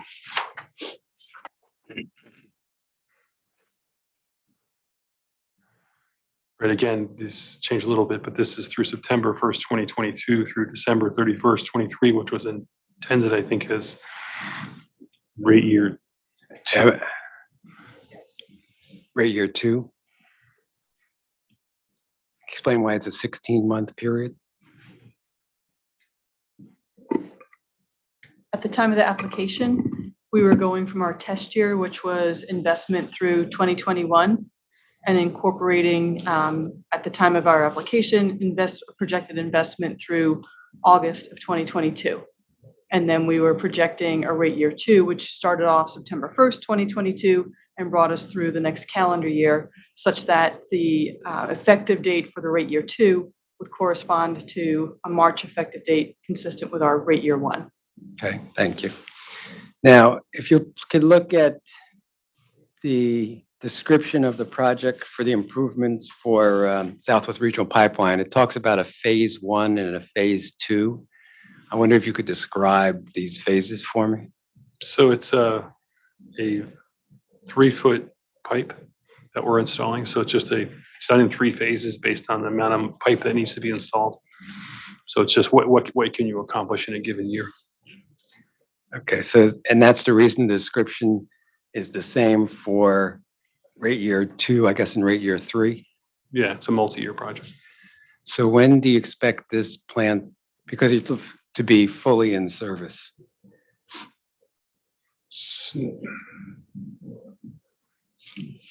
Likely 2024, if all goes well. Okay. If you look at page 48 of your testimony.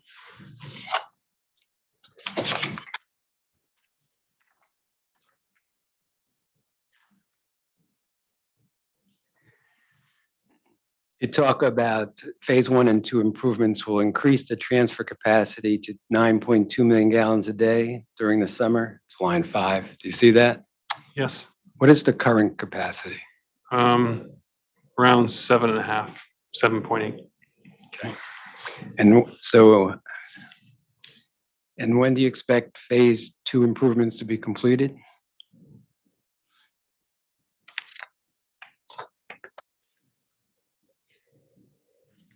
Again, probably in 24. Okay. And then at the last line, if you look at line 12, you talk about additional improvements that will increase the transfer capacity to 14.2 million gallons a day. Yep. Will that 14.2 provide transfer capacity from Bridgeport to the Greenwich system? Or is it less than that? Some of it go to Stamford. I'm just trying to. It doesn't go directly into Greenwich, it goes into Stamford. Okay. And what's the capacity from Stamford into the Greenwich system? We installed a brand new 24-inch main a few years ago across Stamford to increase the transfer capacity, but I don't have that number offhand. Okay. So will this project increase the amount of water that can be transferred from Bridgeport into the Greenwich system? So the purpose of the project has a couple different points. One is we have to make stream flow releases from our reservoirs. So we need to offset that release at each of our reservoirs. Two, we need to address the lower margin of safety or available water in Southwest Fairfield County and make up that difference. We need to address future growth, address drought and resiliency so we don't have that issue. So those are the 4 reasons why this project's being generally implemented.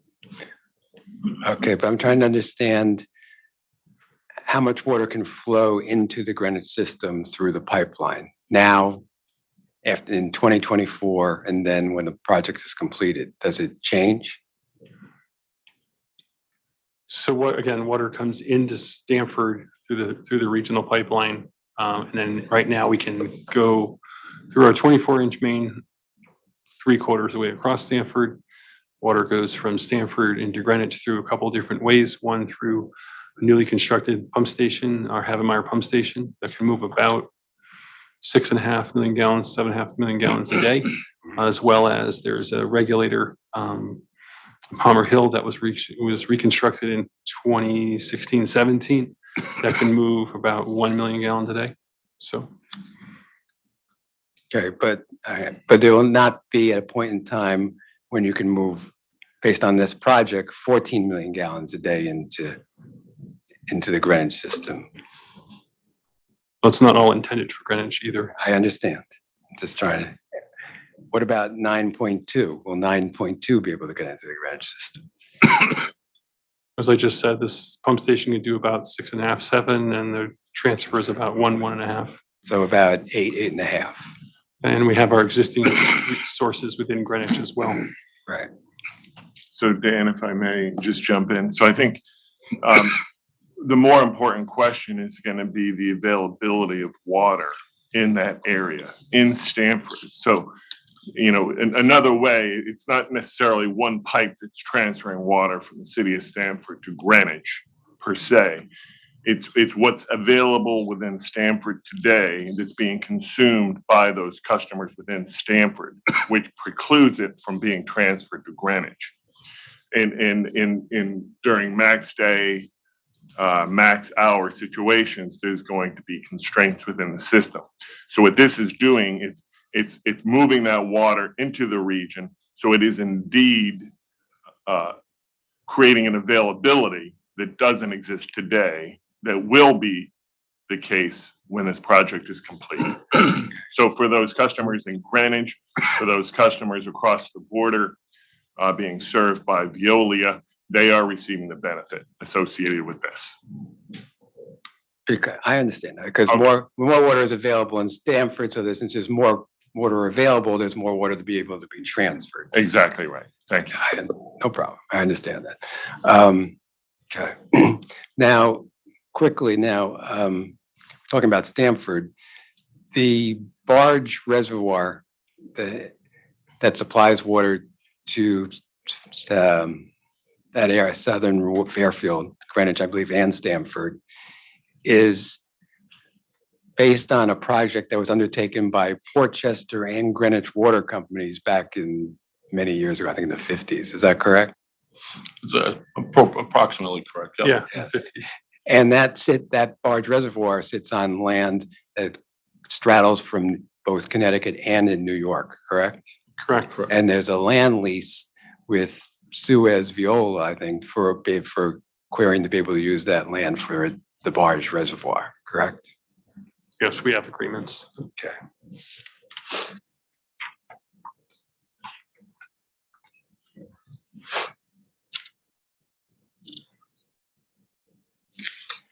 Now, none of these projects are going to change the level of entitlement of Suez or Viola to water. They're contracted to roughly 5 million gallons a day annualized. Is that correct?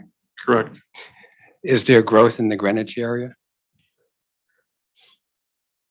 There's growth in Southwest Fairfield County as a whole, more in Stamford than in Greenwich, related to apartments. Also, what Dan mentioned before, the excess capacities to offset the stream flow requirements that are new, that we have to release water from our reservoirs that hasn't historically been done, and also establish the margin of safety that doesn't currently exist in that system. These flow restrictions from the reservoir, what kind of impact will they have and what substantial? I don't know specifics of granted, but company-wide, our estimate, we're gonna lose 15% of our daily safe yield as a result of the reservoir releases. Okay. A quick question on meter replacements and the expense. You capitalize the meters and you expense the labor. Are those installations mostly done by contractors? Or are they done by company personnel? The majority of them are done by company personnel. We do use contractors at times to catch up or when other things are going on, but the majority of them are done by company personnel. And when you use outside contractors, do you expense their fees? Yes, yeah. That's all I have. Thank you. Okay. I'm cognizant of the time. Have I missed any parties or interveners for cross on this panel?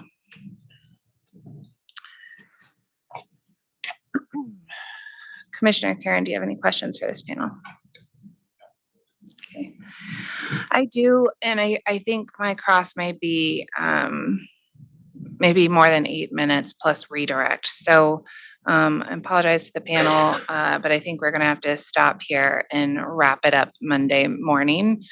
You don't have any witnesses that aren't available Monday morning on this panel, do you? Correct. They can all be here on Monday. Very good. Okay, so we'll put a pin in it here. When we resume Monday morning, we'll get through my questions. We'll take a brief recess to allow any redirect. And then we'll close out this panel and move into the OCC's panel on the same topic. So hopefully we're not, I don't anticipate being too far off schedule for where I was hoping to get to today. Are there any administrative matters before we adjourn for the day? Okay, all right, seeing none, I thank everyone for a successful first day of hearings. I understand that the YouTube live streaming has been functional all day. So please let me know on Monday morning if you have any colleagues back in the office that were not able to access it, so we can troubleshoot. And if not, we will continue utilizing that. So see everyone here Monday morning, which is the 28th. We began at 10 a.m. on Monday, the 28th. Today we had 10 late file exhibit requests. We'll try to get those uploaded, but those, as well as the ones I believe on Monday, won't be due until the 5th. And with that, I think we want to wish everybody a happy Thanksgiving, and we are adjourned until Monday. Thank you very much.